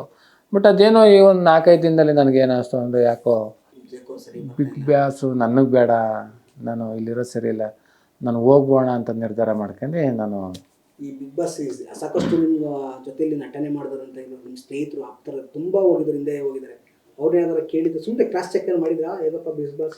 ಇಲ್ಲ, ಹಂಗೆ ಏನು ಕೇಳಿರಲಿಲ್ಲ, ಯಾರನ್ನೂ ಕೇಳೇ ಇಲ್ಲ ನಾನು, ಯಾರಿಗೂ ಇಲ್ಲ. ಯಾಕೆ ಅಂದರೆ ಯಾರನ್ನಾದ್ರು ಕೇಳ್ಕೊ ಹೋದರೆ ಅದೊಂಥರ ಹೀಗೆ ಆಡಬೇಕು ಅಂತ ಮೆಂಟಲಿ ಪ್ರಿಪೇರ್ ಆದಂಗೆ ಆಗ್ಬಿಡ್ತದೆ. ಬೇಡ, ಅಲ್ಲಿ ನ್ಯಾಚುರಲ್ಲಾಗಿ ಹೇಗಿರೋಕ್ಕೆ ಸಾಧ್ಯ, ಏನು ಮಾಡೋಕ್ಕೆ ಸಾಧ್ಯ, ಅದು ನೋಡೋಣ ಅಲ್ಲಿ ಹೋದಾದ್ಮೇಲೆ ಅಂತಲೇ ಹೋಗಿತ್ತು. ನೀವು ಗಿಲ್ಲಿ ನಟ ತುಂಬ ಕ್ಲೋಸ್ ಆಗಿ ತುಂಬ ಎಲ್ಲರೂ ಕಮೆಂಟ್ ಮಾಡಿರ್ತೀರ, ಎಲ್ಲರೂ ಮನ್ಸಿಗೆ ಎತ್ಕೊ ಹೋಗ್ತಾ ಇರ್ತಾರೆ. ಗಿಲ್ಲಿ ನಟ ನಿಮ್ಗೊಂದು ಇದು ಕೊಡ್ತಾರೆ, ಹೇಳ್ತಾರೆ ರಿಯಾಲಿಟಿ ಶೋ ಅಲ್ಲ, ನಾನು ರಿಯಾಲಿಟಿ ಮುಖನ ನೀವು ತೋರ್ಸಕ್ಕೆ ಬಂದಿರೋದು ಅಂತ. ಯಾಕಂದ್ರೆ ಇಬ್ಬರು ಒಂದೇ ಸ್ಟೇಜಲ್ಲಿ ಪರ್ಫಾರ್ಮೆನ್ಸ್ ಆಗೋದು, ವೇದಿಕೆಗಳು ಹಂಚ್ಕೊಂಡಿರೋರು. ಆ ವಿಚಾರದಲ್ಲಿ ನೀವು ಎಲ್ಲೋ ಒಂದ್ಸಲ ನಿಮ್ಗೆ ಇದಾಯ್ತು ಅನ್ಸುತ್ತೆ? ಇಲ್ಲ, ಸತ್ಯವಾಗ್ಲೂ. ಯಾಕಂದರೆ ಗಿಲ್ಲಿ ನಾನು ತುಂಬ ಆತ್ಮೀಯವಾಗಿರೋದ್ರಿಂದ ನಾವು ನನ್ನ ಕಾಲ ಅವ್ನು ಹೇಳೋದು, ಅವನ ಕಾಲ ನಾನು ಹೇಳೋದು, ಇಬ್ಬರು ತಮಾಷೆ ಈ ಥರ ಮಾಡ್ತಾಯಿದ್ದು. ನನ್ನಿಂದನೂ ಅವ್ರು ಬೇಜಾರಾಗಿಲ್ಲ, ಅವರಿಂದನೂ ನನಗೆ ಯಾವುದೇ ಕಾರಣಕ್ಕೂ ಬೇಜಾರಾಗಿಲ್ಲ. ಇಷ್ಟು ಟಾಸ್ಕಲ್ಲಿ ಎಷ್ಟು 6 ವಾರಗಳಿಂದ ಆ ಟಾಸ್ಕಲ್ಲಿ ಎಚ್ಚೆತ್ತವಾಗಿ ನಿಮಗೆ ಕಾಂಪ್ಲೀಟ್ ಆಗಿ ಟಾಸ್ಕ್ ಯಾವುದಿತ್ತು, ಅತಿ ಈಸಿಯಾಗಿ ಯಾವ ಟಾಸ್ಕ್ ಇತ್ತು? ಇಲ್ಲ, ಫಿಸಿಕಲ್ಲು ಗೇಮ್ ಅಂತ ಬಂದಾಗ ನಾನೊಂದು ಸ್ವಲ್ಪ ಹಿಂದೆ ಸರಿತಾ ಇದೆ. ಯಾಕೆಂದರೆ ನನಗೇನಾಗ್ಬಿಟ್ಟಿತ್ತು ಅಂದರೆ, ಬೈ ಚಾನ್ಸ್ ಏನೋ ಆಟ ಆಡಿ ಏನೋ ಏಟ್ ಕೀಟ್ ಆಗಿಬಿಟ್ರೆ, ನನಗೇನಾದ್ರು ಬೈ ಚಾನ್ಸ್ ಏಟ್ ಕೀಟ್ ಆಗಿಬಿಟ್ರೆ, ಯಾಕೆಂತ ಇರುವಂಥ ನನ್ನ ಒಂದು ಕಂಡೀಷನ್ನಲ್ಲಿ ಏನಾದ್ರು ಹೆಚ್ಚು ಕಡಿಮೆ ಆಗಿಬಿಟ್ರೆ ತುಂಬ ಸಮಸ್ಯೆ ಆಗ್ಬಿಡ್ತದೆ. ಯಾಕೆಂದರೆ ಅಲ್ಲಿ ನೋಡಿದ್ರೆ ಅಮ್ಮ ಒಬ್ಬರೇ, ಇಲ್ಲಿ ಹೆಂಡ್ತಿ ಒಬ್ಬರೇ, ದುಡ್ದು ಹಾಕೋಕ್ಕೆ ಇನ್ನೊಂದು ಬೇರೆ ಥರದಲ್ಲಿ ಹೊಡ್ತಾ ಬಿದ್ದುಬಿಟ್ಟೋದು ಅನ್ನೋ ದೃಷ್ಟಿನಲ್ಲಿ ಫಿಸಿಕಲ್ ಟಾಸ್ಕ್ ಗುದ್ದಾಡೋದು, ಆ ಥರ ತಳ್ಳಾಡೋದು, ನೋಕಾಡೋದು, ಈ ಥರದನ್ನು ನಾನು ಸ್ವಲ್ಪ ಅವಾಯ್ಡ್ ಮಾಡ್ತಾಯಿದ್ದೆ. ಅದು ಬಿಟ್ಟರೆ ಇನ್ನು ಎಲ್ಲ ಗೇಮಲ್ಲೂ ನಾನು ತುಂಬ ಸ್ಟ್ರಾಂಗ್ ಇದೆ. ಯಾಕೆಂದರೆ ಕಲರ್ಸ್ ಕನ್ನಡದಲ್ಲಿ ಗೇಮ್ ಶೋ ಅಂತ ಮಾಡಿದಾಗ ನಾನು ಆ ಗೇಮ್ ಶೋನಲ್ಲಿ ಇದ್ದೆ. ಹೌದು. ಇನ್ನೊಂದು ಕೆಲವೊಂದು ನಿನ್ನೆ ಒಂದು ಎಪಿಸೋಡ್ ನೋಡಿದೆ, ಮೆಣಸಿಕಾಯಿ ತಿನ್ಸಿದ್ದು. ನೀವಲ್ಲಿದ್ರೆ ಯಾರು ತಿನ್ನಿಸ್ತಾರೆ ಮೆಣಸಿಕಾಯಿ? ಇಲ್ಲ, ನಾನು ನೆನ್ನೆ ಎಪಿಸೋಡೇ ನೋಡಿಲ್ಲ ನಿಜವಾಗ್ಲೂ. ಎಲ್ರಿಗೂ ಯಾರಪ್ಪ ಅವ್ರ ಬಗ್ಗೆ ಏನೋ ಕೇಳ್ತಾರೆ, ಕೇಳಿದ ತಕ್ಷಣ ಯಾರು ಮೆಣಸಿಕಾಯಿ ತಿನ್ನಿಸ್ತಾರೆ ಹಾಗೆ ಅಂತ ಹೇಳ್ತಾರೆ. ನೀವು ಇದ್ದಿದ್ರೆ ಸ್ವಲ್ಪ ಒಂದು ಡಬ್ಬದ ಸಕ್ಕರೆ ಇದೆ, ಒಂದು ಡಬ್ಬದ ಮೆಣಸಿಕಾಯಿ ಇದೆ, ಸಕ್ಕರೆ ಯಾರು ಕೊಡ್ತಾರೆ? ಇಲ್ಲ, ನಾನಾಗಿರೋ ಸಕ್ಕರೆನೇ ಕೊಡ್ತಾ ಇದ್ದೆ ಎಲ್ರಿಗೂ. ಯಾಕೆ ಅಂತಿದ್ರೆ, ನನಗೆ ಯಾರೋ ಶತ್ರುಗಳಿರಲಿಲ್ಲ, ಅವರು ನನ್ನ ಪ್ರೀತಿಯಿಂದ ಚಂದ್ರಣ್ಣ ಅಂತ ಕರೀತಾ ಇದ್ರು. ಆಟದಲ್ಲಿ ಈಗ ನಾನಾಗಿರೋ ಸಕ್ಕರೆನೇ ತಿನ್ನಿಸ್ತಾ ಇದ್ದೆ, ಮೆಣಸಿಕಾಯಿ ತಿನ್ನಿಸ್ತಿರಲಿಲ್ಲ. ಯಾಕೆಂದರೆ ಅಲ್ಲಿರೋರು ನನ್ನ ಭಾಳ ಪ್ರೀತಿಯಿಂದ ಕರೀತಾ ಇದ್ರು, ನನಗೂ ಅವ್ರು ಎಲ್ಲರ ಮೇಲೂ ಪ್ರೀತಿ ಅಭಿಮಾನ ಇತ್ತು. ಅದರಿಂದ ಮೆಣಸಿಕಾಯಿ ಬೇಡ ಅಂತ ಹೇಳ್ಬಿಟ್ಟು ಸಕ್ಕರೆ ತಿನ್ನಿಸ್ತಾ ಇದ್ದೆ. ಅಷ್ಟೇ ಚೆನ್ನಾಗಿರ್ಬೇಕು ಸಕ್ಕರೆ ತಿನ್ಕೊಂಡು ಅನ್ಕೊಂಡು. ಈ ಊಟದ ವಿಚಾರಗಳೆಲ್ಲ ಅಂತ ಬಂದರೆ ಯಾವ ಥರ, ಈ ನಾನ್ ವೆಜ್ ಈಗ ಅಲ್ಲಿ ಊಟ ಅಂದ ತಕ್ಷಣ ಇಲ್ಲಿ ಥರ ಟೈಮ್ಗೆ ಕರೆಕ್ಟಾಗಿ 3 ಟೈಮ್ ಹೊಟ್ಟೆ ತುಂಬ ಈ ಥರ ಅಂತೂ ಇರಲಿಲ್ಲ. ದಿನಕ್ಕೆ ನಾವು 2 ಟೈಮ್ ಊಟ ಮಾಡ್ತಾಯಿತ್ತು. ಅದರಲ್ಲೂ ಒಂದೊಂದ್ಸಲ ಏನಾಗ್ಬಿಡೋದು, ಊಟ ಇರೋದು ಯಾವುದೋ ಟಾಸ್ಕ್ ಆಗ್ಬೋದು ಅಥವಾ ಯಾವುದೋ ಬಿಗ್ ಬಾಸ್ ನಿಯಮಗಳನ್ನ ಉಲ್ಲಂಘನೆ ಮಾಡಿದಾಗ ಏನು ಮಾಡ್ತಾಯಿದ್ದೋ, ಕೆಲವೊಂದು ಟೈಮ್ಲಿ ಕೆಲವೊಂದು ಊಟಕ್ಕೆ ಸಂಬಂಧಪಟ್ಟಂಥ ಕೆಲವು ಐಟಮ್ಸ್ಗಳನ್ನ ನಾವು ಕಳ್ಕೊತಾ ಇದ್ದೋ. ಅದರಿಂದ ನೋಡಿ ಈಗ ನಾನು ಎಷ್ಟೋ ದಪ್ಪ ಇದೆ, ತುಂಬ ಸಣ್ಣ ಆಗಿದ್ದೀನಿ, ಅಲ್ಲಿರೋರು ತುಂಬ ಸಣ್ಣ ಆಗವ್ರೆ. ಆ ವಿಚಾರದಲ್ಲಿ ಇಲ್ಲಿ ಥರ ಅಲ್ಲಿ ಇಲ್ಲ. ನೀವು ಎಲಿಮೆಂಟ್ ದಿನ ನೋಡಿದ್ರೆ ಎಲ್ಲರೂ ನಗಿಸ್ತಾ ಇದ್ರೆ, ಬಟ್ ನೀವೆಲ್ಲರೂ ಎಷ್ಟು ನಗಿಸ್ತಿರೋ ಎಲಿಮೆಂಟ್ ದಿನ ಎಷ್ಟೋ ಜನ ನಡೆಸ್ಬಿಟ್ರಿ ನೀವು. ಒಂದು ನೀವು ಎಲಿಮೆಂಟ್ ಆಗೋದು 5 ನಿಮಿಷ ಮುಂಚೆ ಎತ್ಕಿದಂಗೆ ಎದ್ದು ಹೋಗ್ತೀರಾ. ರಕ್ಷಿತ್ ಎಲ್ಲ ಚೆನ್ನಣ್ಣ ಎಲ್ಲ ಹೋಗ್ತೀರಾ ಅಂತ ಹೇಳ್ತೀರಾ. ಯಾಕೆ ಆ ಥರ ಸಡನ್ ಡಿಸಿಷನ್ ಏನು ಬಂತು? ಯಾಕಂದರೆ ನೀವು ಅನ್ಕೊಂಡಿರೋ ನನಗೆ ಎಷ್ಟು ಅಭಿಮಾನಿಗಳ ಹತ್ರ ನಾನು ಅನ್ಕೊ ಬಂದಿದ್ದೆ ಇಷ್ಟೊಂದೆಲ್ಲ ಕೆಲವೊಂದು ನೀವು ಬಟ್ಟೆ ಪ್ರಜೆಂಟ್ ಇಷ್ಟು ದಿನ ಹೋಗ್ತೀನಿ ನಿಮ್ಗೊಂದು ಇಂಟೆನ್ಷನ್ ಇದ್ದೇ ಇರುತ್ತೆ, ಇಷ್ಟು ದಿನ ಇರ್ತೀನಿ ನಾನು ಬಿಗ್ ಬಾಸಲ್ಲಿ, ಇಷ್ಟು ದಿನ ಏನೋ ಮಾಡಲೇಬಟ್ಟು ಬಂದಿದ್ದೀನಿ. ಅಭಿಮಾನಿಗಳಿಗೆಲ್ಲ ನಿರಾಸೆ ಆಗಲಿಲ್ಲ? ಖಂಡಿತ ಆಗಿರ್ಬೋದು, ಬಟ್ ನನಗೆ ಒಟ್ಟಿನಲ್ಲಿ ಏನೋ ಇರಬೇಕು ಅಂತ ಅನ್ನಿಸ್ನೇ ಇಲ್ಲ. ಕಾರಣ ಏನಿದೆ? ಇಲ್ಲ, ಅದು ನಾನು ಅಲ್ಲೂ ಹೇಳಿಲ್ಲ ಸುದೀಪ್ ಸರ್ಗೆ, ಸರ್ ಏನೋ ಹೇಳೋಕ್ಕೆ ಇಷ್ಟ ಇಲ್ಲ ಅಂತ ಅಂದಿದ್ದೀನಿ. ಎಷ್ಟು ಜನ ಕೈ ಹಿಡ್ಕೊಂಡು ಕೇಳ್ತಾರೆ, ಅದನ್ನೇ ಇಲ್ಲೂ ನಾನು ಹೇಳೋಕ್ಕೆ ಇಷ್ಟಪಡೋದಿಲ್ಲ. ನೋಡೋಣ ಮುಂದೊಂದು ದಿನ. ನಿಮ್ಮ ಜೀವನದಲ್ಲಿ ಎಲ್ಲ ಚೆನ್ನಾಗಿರಲಿ ಚಂದ್ರಣ್ಣ. ಮತ್ತೆ ಇನ್ನೊಂದು ಅಂದರೆ ನಿಮ್ಮ ಹಿರಿಕು ಮಲ್ಲಮ್ಮ ಜೊತೆ ತುಂಬ ಚೆನ್ನಾಗಿದ್ರಿ. ಹೌದು, ಮಲ್ಲಮ್ಮ ಕಳೆದ ವಾರ ಬಂದರು ರಕ್ಷಿತ ಹೇಳ್ತಾರೆ ನಾನು ಅಷ್ಟು ಅವ್ರ ಜೊತೆ ಚೆನ್ನಾಗಿದೆ, ಜೊತೆ ಎಲಿಮೆಂಟ್ ನೋಡಿದ್ರೆ ಖಂಡಿತ ಹೆಲ್ಮೆಟ್ ಆಗಿರೋದು ಇಲ್ಲಿ ಹೇಳ್ತಾನೆ ಮುಂದೊಂದಿನ ಅಶ್ವಿನ್ ಜೊತೆ ಇದ್ಬಿಡು ಅವ್ರು ಹೆಲ್ಮೆಟ್ ಆಗ್ಬಿಡ್ಲಿ ಅಂತ. ನಿಮ್ಗೆ ಯಾರು ಒಂದು ಇನ್ನಂದರೆ ಒಂದು ಟಾಪ್ ಅಲ್ಲಿ ಯಾರು ಬರಬೇಕು, ಯಾರು ಇರ್ತಾರೆ ಅಂತ ಸರ್ ಗೊತ್ತಿಲ್ಲ. ಯಾಕೆಂದರೆ ಈಗ 6 ವಾರ ಆಗೈತೆ, ಇನ್ನೂ 10 ವಾರ ಐತೆ. ಜನವರಿ ಸಂಕ್ರಾಂತಿ ಹಬ್ಬದ ತನಕನೂ ಇರೋದ್ರಿಂದ ಈಗಲೇ ಇಂಥರೇ ಹೋಗ್ತಾರೆ ಇಂಥರೇ ಗೆಲ್ತಾರೆ ಅಂತ ಹೇಳೋಕ್ಕಾಗೋದಿಲ್ಲ. ಯಾಕೆಂದ್ರೆ ಅಲ್ಲಿರೋರು ಅಷ್ಟು ಜನ ತುಂಬ ಸ್ಟ್ರಾಂಗ್ ಅವರೇ, ಅದರಿಂದ ಅದು ವೇರಿಯೇಷನ್ ಆದೇ ಆಯ್ತದೆ. ಬಟ್ ಈಗ ಪ್ರೆಸೆಂಟು ಸಿಚುವೇಷನಲ್ಲಿ 6 ವಾರದ ಒಂದು ಫಲಿತಾಂಶವನ್ನು ತಗೊಂಡಾಗ ಗಿಲ್ಲಿ ಚೆನ್ನಾಗಿ ಆಡ್ತಾ ಇದ್ದಾರೆ, ಅಶ್ವಿನಿ ಮೇಡಮ್ ಅವ್ರು ಚೆನ್ನಾಗಿ ಆಡ್ತಾ ಇದ್ದಾರೆ, ರಕ್ಷಿತಾ ಅವ್ರು ಚೆನ್ನಾಗಿ ಆಡ್ತಾ ಇದ್ದಾರೆ. ನೋಡೋಣ, ಇನ್ನೂ ಲಾಂಗ್ ಇರೋದ್ರಿಂದ ಯಾರು ಇನ್ನೂ ಮೇಲೆ ಹೋಗ್ತಾರೆ, ಯಾರು ಕೆಳಗಡೆ ಬರ್ತಾರೆ, ಈಗ ಹಿಂಗಂತೂ ಅದೇ ಆಗ್ತದೆ, ವೇರಿಯೇಷನ್ ಅದೇ ಆಗ್ತದೆ. ಅದರಿಂದ ಯಾರು ಗೆಲ್ತಾರೆ, ಯಾರು ಟಾಪ್ 5ಅಲ್ಲಿ ಇರ್ತಾರೆ ಅಂತ ಹೇಳೋಕ್ಕಾಗೋದಿಲ್ಲ. ಇನ್ನೊಂದು ಅಂತಂದರೆ ಟಾಸ್ಕ್ ವಿಚಾರ ಹೋಯ್ತು, ಊಟದ ವಿಚಾರ ಹೋಯ್ತು. ಬಿಗ್ ಬಾಸ್ ಅಲ್ಲಿ ನೀವು ಲಾಸ್ಟ್ ನಿಮ್ಮದು ಎಲಿಮೆಂಟ್ ಆಗೋ ಟೈಮಲ್ಲಿ ಒಂದು ವೀಡಿಯೋ ಕ್ಲಿಪ್ಪಿಂಗ್ ಸೂಪ್ಸರ್ ತೋರಿಸ್ದಾಗ ಕ್ಲಿಪ್ಪಿಂಗ್ ಅನ್ಕೊಂಡು ನಾನು ಇಷ್ಟು ಹೋಗ್ತೀನಿ ಅಂದಾಗ ಹೊರಗಡೆ ಬರ್ಬೇಕಾದ್ರೆ ಕ್ಲಿಪ್ಪಿಂಗ್ ನೋಡಿದಾಗ ಅಂದರೆ ತುಂಬ ಒಂದು ಕಡೆ ಖುಷಿನೂ ಆಯಿತು, ಒಂದು ಕಡೆ ದುಃಖನೂ ಆಯಿತು. ಇಷ್ಟೆಲ್ಲ ಮಾಡಿದವ ಅಲ್ಲಿ ಈಗೆಲ್ಲ ಇದ್ವಾ ಅಂತ ಅನ್ನಿಸ್ತದೆ. ಕೆಲವೊಂದೆಲ್ಲ ನೋಡಿದ್ರೆ ಇದು ಟೆಲಿಕಾಸ್ಟ್ ಆಗ್ಬಿಟ್ಟಿದೆಯಾ ಅಂತ ಅನ್ನಿಸ್ತದೆ, ಕೆಲವೊಂದು ನಿರೀಕ್ಷೆ ಇಲ್ಲ. ಒಟ್ಟಿನಲ್ಲಿ ಬಿಗ್ ಬಾಸ್ ಅಂದ್ರೆ ತುಂಬ ಒಂದು ಖುಷಿ, ಒಂದು ಮೆಮೊರಿ. ನಾವು ಕೊನೆ ತನಕನೂ ಒಂದು ಮೆಮೊರಿಯಾಗಿ ಉಳ್ಕೊಳ್ಳುತ್ತೆ. ಬಟ್ ಅದೇನೋ ಗೊತ್ತಿಲ್ಲ, ನನಗೆ ಬೇಡ ಅಂತ ಅನ್ನಿಸ್ತು. ರಿಯಾಲಿಟಿಯನ್ನು ಒಂದು ರಿಯಲ್ ಫೇಸ್ ತೋರಿಸೋಂಥ ಹಾಂ ಸುದೀಪ್ ಸರ್ ಅವ್ರನ್ನ ಲಕ್ಕಳ ಬಾರಿ ಹೇಳ್ಬಿಟ್ಟಿರೋ ನಾನು ನೆಕ್ಸ್ಟ್ ಬಿಗ್ ಬಾಸ್ಗೆ ನಿರೂಪಣೆ ಮಾಡಲ್ಲ ಅನ್ನೋದೊಂದಿತ್ತು. ಬಟ್ ಹಾಗೇನು ಈ ಒಂದು ಏನೋ ಡಿಸಿಷನ್ ಚೇಂಜ್ ಮಾಡ್ಕೊಂಡಿದ್ದು. ಸುದೀಪ್ ಸರ್ ಬಗ್ಗೆ ಹೇಳೋದಾದರೆ ಸರ್, ಅವರು ಒಂಥರ ಜ್ಞಾನ ಭಂಡಾರ ಸರ್ ಸುದೀಪ್ ಸರ್ ನಿಜವಾಗ್ಲೂ. ಯಾಕೆಂದರೆ ನೀವು ಯಾವುದೇ ವಿಚಾರ ನೋಡಿ, ಎಷ್ಟು ಜನಗಳಿಗೆ ಅರ್ಥಬದ್ಧವಾಗಿ ತಿಳಿಸ್ತಾರೆ. ನಾವು ಅಲ್ಲಿರುವಂಥ ಬಿಗ್ ಬಾಸು ಎಲ್ಲ ಕಲಾವಿದರುಗಳಿಗೂ ಅವರು ಅಲ್ಲಿ ಇರ್ಬೇಕಾದ್ರೆ ಜಗಳ ಆಡ್ಕೊಂಡಿರ್ತೀವಿ, ಇನ್ನೊಂದೇನೋ ಮಾಡಿರ್ತೀವಿ, ಯಾರ್ದು ಸರಿ ಯಾರು ತಪ್ಪು ಏನೂ ಗೊತ್ತಿರೋದಿಲ್ಲ. ಬಟ್ ಸುದೀಪ್ ಸರ್ ಬಂದ ತಕ್ಷಣ ನೋಡಿ ಅದೆಲ್ಲ ನೋಡ್ಬಿಟ್ಟು, ನೀನು ಈ ವಿಚಾರ ಹಿಂಗೆ ಮಾಡಿರೋದ್ರಿಂದ ನಿಮ್ಮದು ತಪ್ಪೈತೆ, ನೀವು ಇದನ್ನು ಮಾಡಿರೋದ್ರಿಂದ ನಿಮ್ಮದು ತಪ್ಪೈತೆ, ಇದನ್ನು ತಪ್ಪು ಮಾಡಬಾರ್ದು, ಸರಿನ ಹಿಂಗಿದ್ರೆ ಸರಿ ಮಾಡ್ಕೋಬೇಕು. ಜನಗಳಿಗೂ ಅದನ್ನ ಕ್ಲಾರಿಟಿ ಕೊಡ್ತಾರೆ. ಅಲ್ಲಿರುವಂಥ ಎಲ್ಲ ಸ್ಪರ್ಧಾಳುಗಳಿಗೂ ಒಂದು ಮಾಹಿತಿಯನ್ನು ನೀಡ್ತಾರೆ. ನಿಜವಾಗ್ಲೂ ಸುದೀಪ್ ಸರ್ ಅಂದರೆ ಆಮೇಲೆ ಅವ್ರ ಮಾತು ಕೇಳಬೇಕು ಅಂದರೆ ಎಷ್ಟು ಕುತೂಹಲದಿಂದ ಕೇಳಬೇಕು ಅಂತ ಅನ್ನಿಸ್ತಾ ಇರ್ತದೆ. ನೀವೇನು ಹೇಳಲ್ಲ ಯಾಕೆ ಅಂತ ಕೇಳ್ತಾರೆ, ಕೇಳೋ ಒಂದು ವೈಬ್ರೇಷನ್ ವಯಸ್ಸಿದೆಯಲ್ಲ. ಹೌದು ಖಂಡಿತ ಸರ್. ಯಾಕೆಂದರೆ ಅವರು ತುಂಬ ತಿಳ್ಕೊಂಡಿದ್ದಾರೆ, ಒಂಥರ ಜ್ಞಾನ ಭಂಡಾರ ಸರ್. ಸತ್ಯವಾಗ್ಲು ದೊಡ್ಡ ಯೂನಿವರ್ಸಿಟಿ ಅವರು. ಬಂದು ಒಂದು ಸ್ವಲ್ಪ ಒಂದು ಹತ್ರ 1 ಅವರ್ 2 ಅವರಲ್ಲಿ ಇದಾಗ್ಬಿಡುತ್ತೆ. ಹೌದು. ಚಂದ್ರಪ್ರಭಾ ಏನಾದ್ರೂ 2 ಬೆಟ್ಟಲ್ಲಿ ಇನ್ನೊಂದು ಸ್ವಲ್ಪ ಡ್ಯಾನ್ಸ್ ಮಾಡಿದ್ರೆ ಇನ್ನೊಂದು ಸ್ವಲ್ಪ ದಿನ ಇರ್ತದೇನೋ ಅಂತ. ಇಲ್ಲ ಸರ್, ಹಂಗೇನಿಲ್ಲ. ಅದನ್ನ ಡ್ಯಾನ್ಸ್ ಬಿಟ್ಟು ಹೋಗ್ತು ಚೆನ್ನಾಗಿ ಹೋಗ್ತು. ಹೌದು ಆ ಥರ ಏನೂ ಇಲ್ಲ ಸರ್. ಯಾಕೆಂದರೆ ಆ ಶೋನೇ ಬೇರೆ, ಈ ಶೋನೇ ಬೇರೆ. ಅದರಿಂದ ಇದು ಸ್ಕ್ರಿಪ್ಟ್, ಇದು ರಿಯಾಲಿಟಿ ಶೋ ಅಂದರೆ ಕಾಮಿಡಿ ಶೋ ಅಂದ್ರೆ ಅವ್ರೊಂದು ಸ್ಕ್ರಿಪ್ಟ್ ಕೊಡ್ತಾರೆ ಇದು ಮಾಡಿ. ಬಟ್ ಇಲ್ಲಿ ನೈಜ ಮುಖನ ತೋರಿಸೋಂಥ. ಹೌದು ಖಂಡಿತ ಸರ್. ಇನ್ನೊಂದು ಏನಪ್ಪ ಅಂತಂದರೆ ಈ ರಕ್ಷಿತಾ ವಿಚಾರ ತುಂಬ ಬಾಂಡಿಂಗ್ ಇತ್ತು ಕಳೆದ ಬಾರಿ ಎಲ್ಲ ನಿಮಗೆ. ಆ ರಕ್ಷಿತನ ಬಗ್ಗೆ ಹೇಳೋದಾದ್ರೆ ಸರ್, ನನಗೆ ಅದು ಗೊತ್ತಿಲ್ಲ, ಯಾವ ವಿಚಾರಕ್ಕೆ ಯಾವಾಗ ಏನು ಅಂದ್ರೆ ನಂಗೆ ಸತ್ಯವಾಗ್ಲೂ ಗೊತ್ತಿಲ್ಲ. ಬಟ್ ಅವರಿಬ್ಬರು ಗೆಜ್ಜೆ ವಿಚಾರ ಅಂತ ತಗೊಂಡಾಗ ಸುದೀಪ್ ಸರ್ ಆ ವಿಚಾರದ ಬಗ್ಗೆ ಕೂಲಂಕುಷವಾಗಿ ಎಲ್ಲ ಥರದ ವಿಡಿಯೋನ ನೋಡಿ ಯಾರ್ದು ಸರಿ ಯಾರು ತಪ್ಪು ಅಂತ ನಿಜವಾಗ್ಲೂ ಇಬ್ರಿಗೂ ತಿಳುವಳಿಕೆ ಹೇಳಿದ್ದಾರೆ. ಅಶ್ವಿನಿ ಮೇಡಮ್ರಿಗೂ ಹೇಳಿದ್ದಾರೆ, ನೀವೇ ಗೆಜ್ಜೆ ಸೌಂಡ್ ಮಾಡಿ ಪುನಃ ಅವ್ರ ಮೇಲೆ ತಪ್ಪು ಹಾಕಿ ಪುನಃ ಅವ್ರು ಅಳೋ ಥರದಲ್ಲಿ ನೆಟ್ಕೊಂಡಿರೋದು ನಿಮ್ಮ ತಪ್ಪಿದೆ ಅಂತ ಹೇಳಿದಾಗ ಅಶ್ವಿನಿ ಮೇಡಮ್ರಿಗೂ ಅದು ಅರಿವಾಗಿ ಅವರು ರಕ್ಷಿತ್ ಅವ್ರನ್ನ ಕ್ಷಮೆ ಕೇಳಿದ್ದಾರೆ. ಅದರಿಂದ ಅದಕ್ಕೆಲ್ಲ ಸಮಸ್ಯೆಗೆ ಪರಿಹಾರ ಸಿಕ್ಕಿದೆ ಅಂತ ಅನ್ಕೋತೀನಿ. ಈಗ ಅವ್ರವ್ರ ಆಟ ಆಡ್ಕೊಂಡು ಚೆನ್ನಾಗಿ ಹೋಗ್ತಾ ಇದ್ದಾರೆ. ಈಗ ಅಭಿಷೇಕ್ ಆಟ ಆಡ್ತಾರೆ ಸರ್ ಅವರು. ಸರ್ ಅಭಿಷೇಕು ಇನ್ನೊಂಚೂರು ಓಪನ್ ಆಗಬೇಕು ಅಂತ ಅನಿಸ್ತದೆ. ಸ್ಪಂದನ ಅವರು ಓಪನ್ ಅಪ್ ಆಗಬೇಕು ಅಂತ ಅನಿಸ್ತದೆ. ಈ ಜಿಂಬಾಡಿ ರಘು ಅವರು ಸರ್ ಚೆನ್ನಾಗಿ ಆಡಿದ್ದಾರೆ. ಯಾಕೆಂದರೆ ಚೆನ್ನಾಗಿ ಆಡಿರೋದ್ರಿಂದನೇ ಅವರು ಫಸ್ಟ್ ಕ್ಯಾಪ್ಟನೂ ಆಗಿದ್ದಾರೆ, ಕಿಚ್ಚನ ಚಪ್ಪಳೆ ತಗೊಂಡಿದ್ದಾರೆ. ಅಂದರೆ ನಿಜವಾಗ್ಲೂ ಅವರು ವಹಿಸಿದಂಥ ಕೆಲಸನ ಜವಾಬ್ದಾರಿಗಳನ್ನ ತುಂಬ ಅಚ್ಚುಕಟ್ಟಾಗಿ ಮಾಡಿ ಜನರು ಎಲ್ರಿಗೂ ಮುಟ್ಟಿದ್ದಾರೆ. ಅವರೆಲ್ಲರ ಚಪ್ಪಾಳೆನ ಗಳಿಸಿದ್ದಾರೆ. ಕಿಚ್ಚ ಸುದೀಪ್ ಸರ್ದು ಚಪ್ಪಾಳೆನ ತಗೊಂಡಿದ್ದಾರೆ ಸರ್. ಈಗ ಅವರು ಫಸ್ಟು ಯಾವಾಗಲೂ ಅಶ್ವಿನಿ ಮೇಡಮ್ ಅವ್ರ ಜೊತೆನೇ ಇಟ್ಕೊಂಡು ಒಂದು ಸ್ವಲ್ಪ ಎಲ್ಲಿ ಜಾನ್ವಿ ಮೇಡಮ್ ಅವ್ರು ಯಾರ ಜೊತೆನೂ ಕಾಣಿಸ್ತಾ ಇಲ್ಲ, ಬರೀ ಅಶ್ವಿನಿ ಮೇಡಮ್ ಅವ್ರ ಜೊತೆನೇ ಕಾಣಿಸ್ತಾರೆ ಅಂತ ಎಲ್ಲ ಮನೆಯವರು ಹೇಳಿದಾಗ ಅವರು ಅಶ್ವಿನಿ ಮೇಡಮ್ ಅವರಿಂದ ಬಂದು ಎಲ್ಲರ ಜೊತೆನೂ ಬೆರೆಯೋದು ಮಾತಾಡೋದೆಲ್ಲ ಮಾಡಿದ್ರು. ಅದಾದಮೇಲೆ ಅವರು 2 ಬಾರಿ ಚಪ್ಪಾಳೆನೂ ತಗೊಂಡಿದ್ದಾರೆ, ಉತ್ತಮನೂ ತಗೊಂಡಿದ್ದಾರೆ. ಈಗ ಅವರು ತುಂಬ ಚೆನ್ನಾಗಿ ಆಡ್ತಾವ್ರೆ ಅಂತ ಅನ್ಕೋತೀನಿ.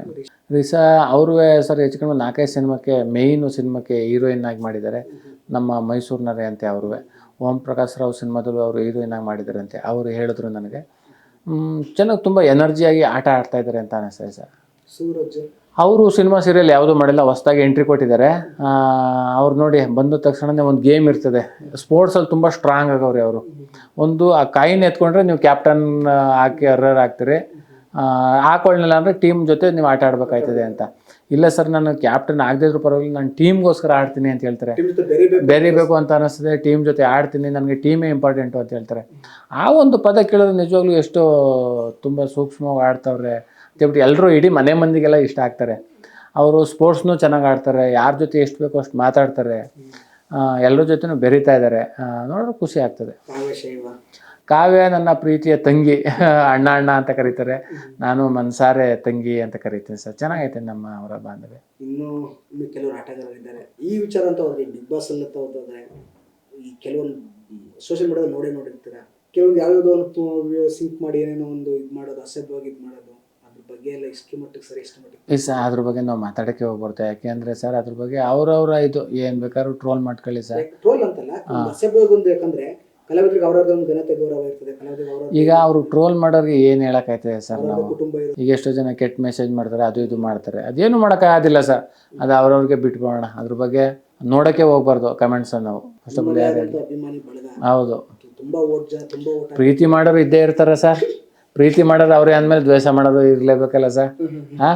ಅದರಿಂದ ನಾವು ಒಳ್ಳೇದನ್ನ ಹೆಂಗೆ ತಗೋತೀವೋ ಕೆಟ್ಟದನ್ನೂ ರಿಸೀವ್ ಮಾಡ್ಕೊಳ್ಳೋಣ, ಒಳ್ಳೇದನ್ನೂ ರಿಸೀವ್ ಮಾಡ್ಕೊಳ್ಳೋಣ, ಕೆಟ್ಟದನ್ನೂ ರಿಸೀವ್ ಮಾಡ್ಕೊಳ್ಳೋಣ. ಯಾರು ಕೆಟ್ಟದ್ದು ಹೇಳಿದ ತಕ್ಷಣ ಎಲ್ಲಿ ತಪ್ಪಾಗೈತೆ ಅಂತ ನಮಗೆ ಮಾಡ್ಕೊಂಡು ಅದನ್ನ ತಿತ್ಕೊಳ್ಳುವಂಥ ಪ್ರಯತ್ನ ಮಾಡೋಣ ಅಷ್ಟೇ. ಮುಂದಿನ ದಿನಗಳಲ್ಲಿ ಚಂದ್ರಪ್ಪ ಅವರ ಅಭಿಮಾನಿಗಳಿಗೆ ಯಾವ ಥರ ಮನೋರಂಜನೆ ಕೊಡ್ತಾರೆ? ಯಾಕಂದರೆ ಬಿಗ್ ಬಾಸ್ ಅಲ್ಲಿ ಏನೋ ಒಂದು ಈ ಥರ ಹೋಗುತ್ತೆ, ನಾವು ಚಂದ್ರಪ್ಪ ಈ ಥರ ನೋಡಿದ್ರು, ಈ ಥರ ನೋಡ್ಬೋದು ಅಂತ ಅಂದ್ಕೊಂಡಿರ್ತಾರೆ. ಒಬ್ಬ ಹಾಸ್ಯ ಕಲಾವಿದ ಚಂದ್ರಪ್ರಭುನ ಇಲ್ಲಿ ಗಂಟೆ ಯಾವ ರೀತಿ ಪ್ರೀತಿ ಮಾಡಿದಾರೋ ಅದೇ ಥರ ಇನ್ನೊಂದು ಸಿನಿಮಾದಲ್ಲೇ ಆಗ್ಬೋದು, ಅದೇ ಯಾವುದೇ ಒಂದು ಕಾಮಿಡಿ ಶೋ ಆಗ್ಬೋದು. ಶುರುವಾದರೆ ಖಂಡಿತ ನನ್ನಿಂದ ಏನು ನಿರೀಕ್ಷೆ ಪಡ್ತಾ ಇದ್ದೀರಿ ಅದನ್ನ ಗ್ಯಾರಂಟಿ ಅವ್ರಿಗೆ ಕೊಡ್ತೀನಿ ಸರ್. ಮನೆ ನೋಡಿದ್ರೆ ತುಂಬ ಖುಷಿ ಆಗುತ್ತೆ. ಈ ಸಂಪಾದನೆ ಮಾಡೋದಕ್ಕೆ ಎಷ್ಟೆಲ್ಲ ಕನಸು ಕಟ್ಕೊಂಡಿದ್ರಿ? ಆ ಕನಸುಗಳು ಹೇಗಿತ್ತು ಈ ಸಂಪಾದನೆಗೆ? ಸರ್ ಇದೇನು ನಮ್ಮ ಆಸ್ತಿ ಸರ್. ಒಬ್ಬ ಕಲಾವಿದ ತುಂಬ ನಿರೀಕ್ಷೆ ಮಾಡೋದೆ ಜನಗಳ ಒಂದು ಚಪ್ಪಾಳೆ ಮತ್ತು ಅದರಿಂದ ಸಿಕ್ಕಂಥ ಎಲ್ಲ ಫಲಗಳು, ಇವೇ ನಮ್ಮ ಆಸ್ತಿಗಳು. ನೋಡಿದ್ದೀನಿ ತಗೊಂಡಾದ್ಮೇಲೆ ಎಲ್ಲ ಮಾಡಬಾರ್ದು ಸರ್. ಈಗ ನೋಡಿ ಸರ್, ಎಲ್ಲನೂ ಎಷ್ಟು ನೀಟಾಗಿ ಜೋಡಿಸಿದ್ದೀನಿ, ಯಾವ ಒಂದೂ ಕಳ್ಕೊಂಡಿಲ್ಲ ಸರ್. ಸರ್ ಇಲ್ಲಿರೋದು ಬರೀ ಈಗ ಈ ಮನೆಗೆ ಬಂದಮೇಲೆ ಇರೋಂಥವು ಇವೆಲ್ಲ. ಅವ್ರು ತುಂಬ ಒಳಗಡೆ ಎಲ್ಲ ಜೋಡಿಸಿದ್ದೀನಿ ನೀಟಾಗೆ. ಈ ಮನೆಗೆ ಬಂದಮೇಲೆ ಇವಿರೋ ಅಷ್ಟೇ. ಇನ್ನು RR ನಗರದಲ್ಲಿ ಇದ್ದಾವೆಲ್ಲ ಅಲ್ಲಿ ಊರಿನಲ್ಲಿದ್ದಾವೆ, ಯಾವನೂ ಕಳ್ಕೊಳ್ಳೋಕ್ಕಾಗೋದಿಲ್ಲ ಸರ್. ಒಂದೊಂದರಲ್ಲಿ ದೊಡ್ಡವಣಕೊಪ್ಲು ಸರ್, ಶ್ರೀರಂಗಪಟ್ಟಣ ಮಂಡ್ಯ ಜಿಲ್ಲೆ, ಅಲ್ಲಿ ಸ್ವಂತ ಊರು ನಮ್ಮದು ದೊಡ್ಡವಣಕೊಪ್ಲು. ಅಲ್ಲಿ ಇದೆ ಎಷ್ಟೋ ಈ ಥರ ಫಲಕಗಳು. ಹೌದು, ಗೊಬ್ಬರನೂ ಶ್ರೀರಂಗಪಟ್ಟಣ ತಾಲೂಕು, ನಮ್ಮದು ಶ್ರೀರಂಗಪಟ್ಟಣ ತಾಲೂಕು. ಅವ್ರೂರಿಗೂ ಬಸ್ಸಿನ ವ್ಯವಸ್ಥೆ ಇಲ್ಲ, ನಮ್ಮೂರಿಗೂ ಬಸ್ಸಿನ ವ್ಯವಸ್ಥೆ ಇಲ್ಲ ನೋಡಿ. ಅಷ್ಟು ಮಂಡ್ಯ ಅಷ್ಟು ಡೆವಲಪ್ಮೆಂಟ್ ಆಗಿದೆ ಅದೇನೋ ಗೊತ್ತಿಲ್ಲ ಸರ್. ನಮಗೂ ಒಂದು ಆಸೆ, ಊರು ಅಂದಮೇಲೆ ಅಷ್ಟು ಇದೆ.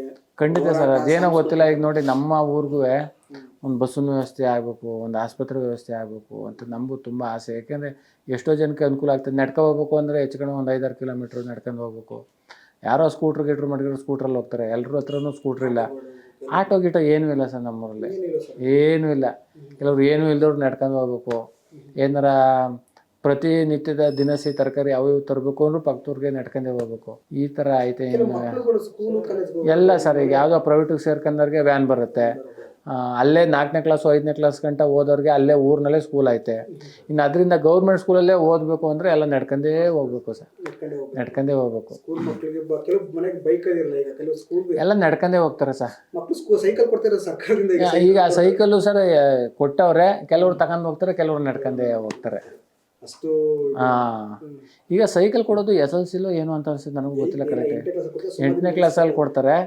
ಒಟ್ಟಿನಲ್ಲಿ 6ನೇ ಕ್ಲಾಸ್ ಗಂಟ್ಲು ಅವರು ನಡ್ಕೊಂಡೇ ಹೋಗ್ಬೇಕಾಯ್ತು. ನಮ್ಮೂರಲ್ಲಂತೂ 4ನೇ ಕ್ಲಾಸ್ ಗಂಟ ಸ್ಕೂಲ್ ಐತೆ ಸರ್. 5, 6, 7 ನಾವು ಪಕ್ಕದ ಊರಲ್ಲೇ ಓದ್ಬೇಕು. ಅಚ್ಚಪ್ಪನ ಕೊಪ್ಪಲು ಅಂತ ಊರೈತೆ. ನಾವು ಅಷ್ಟೇ 4 ಗಂಟೆ ನಡ್ಕೊಂಡು ಹೋಗಿ ಓದ್ತಾ ಇದ್ದೋ. ಈಗಲೂ ಎಷ್ಟೋ ಜನ ಮಕ್ಕಳು ಅಚ್ಚಪ್ಪನ ಕೊಪ್ಪಲಿಗೆ ಆಗ್ಬೋದು, ಕ್ಯಾತ್ನಳ್ಳಿಗೆ ಆಗ್ಬೋದು, ಎಲ್ಲ ನಡ್ಕೊಂಡೇ ಹೋಗ್ತಾರೆ ಓದೋಕ್ಕೆ. ಅದನ್ನೇ ಸರ್, ಕ್ಯಾತ್ನಳ್ಳಿ ಹೆಚ್ಚು ಕಡಿಮೆ 4-5 ಕಿಲೋಮೀಟ್ರ್ ಆಯ್ತದೆ. ಈ ಕಡೆ ಶ್ರೀರಂಗಪಟ್ಟಣ ಅಂದರೆ ಒಂದು 7-8 ಕಿಲೋಮೀಟ್ರ್ ಆಯ್ತದೆ. ಸರ್ ನಿಮ್ಮ ಸ್ಕೂಲ್ ವಿದ್ಯಾಭ್ಯಾಸ ನನಗೆ ಏಜ್ ಗೊತ್ತು, 16 ವರ್ಷ ಗೊತ್ತು. 16 ವರ್ಷ ನನ್ನ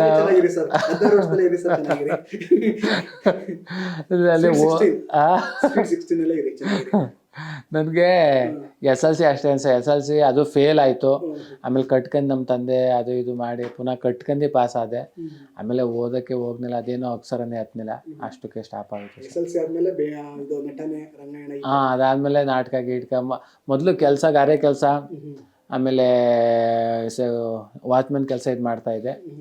ಏನೋ ಹಂಗೆ ಕಾರಣಾಂತರದಿಂದ ರಂಗಾಯಣದಲ್ಲಿ 1 ವರ್ಷ ಡಿಪ್ಲೊಮಾ ಕೋರ್ಸ್ ಮುಗಿಸ್ದೆ. ಅಲ್ಲಿಂದ ನನ್ನ ಫ್ರೆಂಡು ರವಿ ಅನ್ನೋರು ಕಲರ್ಸ್ ಕನ್ನಡದಲ್ಲಿ ಮಜಾ ಬರ್ತಾ ಅನ್ನೋ ಒಂದು ಆಡಿಷನ್ ಕರೆದವ್ರೆ, ಬಾ ಅಂತ ಹೇಳಿ ಬಂದಾಗ ಆಡಿಷನ್ ಅಟೆಂಡ್ ಮಾಡಿದೆ. ಅಲ್ಲಿ ಸಿಕ್ತು. ಅದಾದಮೇಲೆ ಹೆಚ್ಚು ಕಡಿಮೆ ಒಂದು 9-9.5 ವರ್ಷದಿಂದ ಕಲರ್ಸ್ ಕನ್ನಡದಲ್ಲಿ ಮಾಡ್ತಾಯಿದ್ದೆ. ನಿಮ್ಮ ಜರ್ನಿಲಿ ಯಾವುದೋ ಒಂದು ಹಾಡು, ನಾಟಕದಲ್ಲಿ ಯಾವುದೋ ಡೈಲಾಗು, ಚಂದ್ರಪ್ಪ ನೀನು ಚೆನ್ನಾಗಿ ಹೇಳ್ತಾ ಕಣೋ, ನೀನು ಡೈಲಾಗ್ ಚೆನ್ನಾಗಿ ಹೇಳ್ತಾ ಕಣೋ, ಹಾಡು ಚೆನ್ನಾಗಿ ಹೇಳ್ತಾ ಕಣೋ, ನೀನು ಹಂಗೆ ಹೋಗ್ಬಿಡ, ಈ ಸಿನಿಮಾಗೆ ಹೋಗ್ಬಿಡ, ಧಾರಾವಾಹಿಗೆ ಹೋಗ್ಬಿಡ, ಟಿವಿ ನೋಡ್ಬಿಡ, ಹಳ್ಳಿ ಕಡೆ ಇದೆಲ್ಲ ಸಮಸ್ಯೆ ನಡೆಯುತ್ತೆ. ಇಲ್ಲ ಸರ್, ನಾನು ಹಿಂಗೆ ಹೋಗ್ತೀನಿ ಅಂತ ಯಾರಿಗೂ ಗೊತ್ತಿಲ್ಲ ಸರ್. ಇಲ್ಲಿ ಗಂಟ ನಾನೇ ನನ್ನ ಪರಿಶ್ರಮದಿಂದ ಬಂದಿರೋದು. ಈಗ ನೀವು ಗಾರೆ ಕೆಲಸ ಮಾಡ್ತಾ ಇದ್ರಿ ಅಂತ ಹೇಳಿದ್ರೆ ಸೆಕ್ಯೂರಿಟಿ, ಆ ಟೈಮಲ್ಲೆಲ್ಲ ಹೇಗಿತ್ತು? ಏನಿಲ್ಲ ಸರ್, ಅವಾಗ ಇಂಥದ್ದು ಆಗ್ತೀನಿ ಅನ್ನೋದು ಯಾರಿಗೂ ಗೊತ್ತಿರಲ್ಲ, ನಮಗೆ ಗೊತ್ತಿರಲಿಲ್ಲ. ಕೆಲಸ ಮಾಡ್ತಾಯಿದ್ದೋ, ಸಣ್ಣ ಪುಟ್ಟದ ಆ್ಯಕ್ಟಿಂಗ್ ಮಾಡ್ಕೊಳ್ಳೋದು, ಸುಮ್ಮನೆ ನೀವು ಆ ಥರ ಏನೋ ಅಲ್ಲಿ ಮಾಮೂಲಿ ಊರಿನಲ್ಲಿ ಪೌರಾಣಿಕ ನಾಟಕ ಆ ಥರ ಈ ಥರ ಆದಾಗ, ಸಾಮಾಜಿಕ ಕೆಲಸ, ಪೌರಾಣಿಕ ನಾಟಕಗಳು ಅದು ಇದು ಮಾಡಿದಾಗ ನಾನು ಒಂದರಲ್ಲಿ ಒಂದು ಪಾತ್ರ ಮಾಡಿದ್ದೆ. ಒಂದು ಒಂದು ಒಂದು ಚಿಕ್ಕದಾಗ ಆಡ್ತೀನಿ. ಭೂಪತಿಯ ಕೇಳೆನ್ಯ ನಮ್ಮಯ ರಾಜ್ಯದಳು ಪ್ರಜೆಗಳೆಲ್ಲರೂ ಸೌಖ್ಯದಿಂದ ಬಾಳುವರೇ.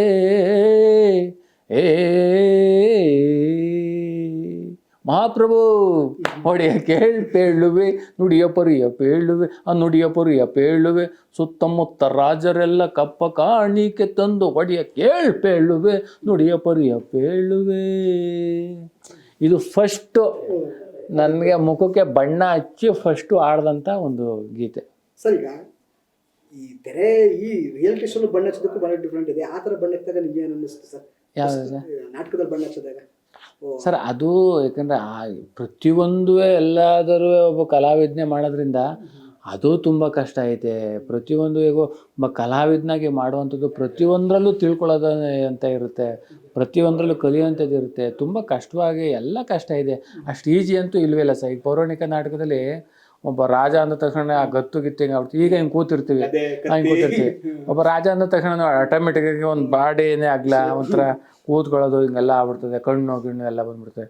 ಗದೆ ಕೊಡ್ತಾರೆ, ಹಿಂಗೆ ಎತ್ತಿ ಹೊತ್ಕೊಂಡು ಆಡೋದು, ಅದರದ್ದೇ ಒಂಥರ ಶೈಲಿ ಬೇರೆ ಒಂಥರ. ಆಮೇಲೆ ಮಾಮೂಲಿ ಬೀದಿ ನಾಟಕ ಬಂದ ತಕ್ಷಣ ಬೀದಿ ನಾಟಕದಲ್ಲಿ ನಾವು ಎಲ್ಲರೂ ಜನ ಎಲ್ಲರನ್ನೂ ಸೇರಿಸಿ ಅವನಿಗೆ ಮೆಸೇಜ್ ಕೊಡೋಂಥ ಒಂದು ನಾಟಕಗಳು ಮಾಡಿದ್ದೀವಿ, ಆರೋಗ್ಯವಾಗಿ ಸಾಮಾಜಿಕವಾಗಿ. ಅದು ಅದೇ ಬೇರೆ. ಈಗ ಸ್ಟೇಜು ಶೋ ಅಂತ ಮಾಡ್ತೀವಿ ನಾವು ಎಲ್ಲೋ ಕಾರ್ಯಕ್ರಮಕ್ಕೆ ಹೋದಾಗ, ಅದೇ ಬೇರೆ.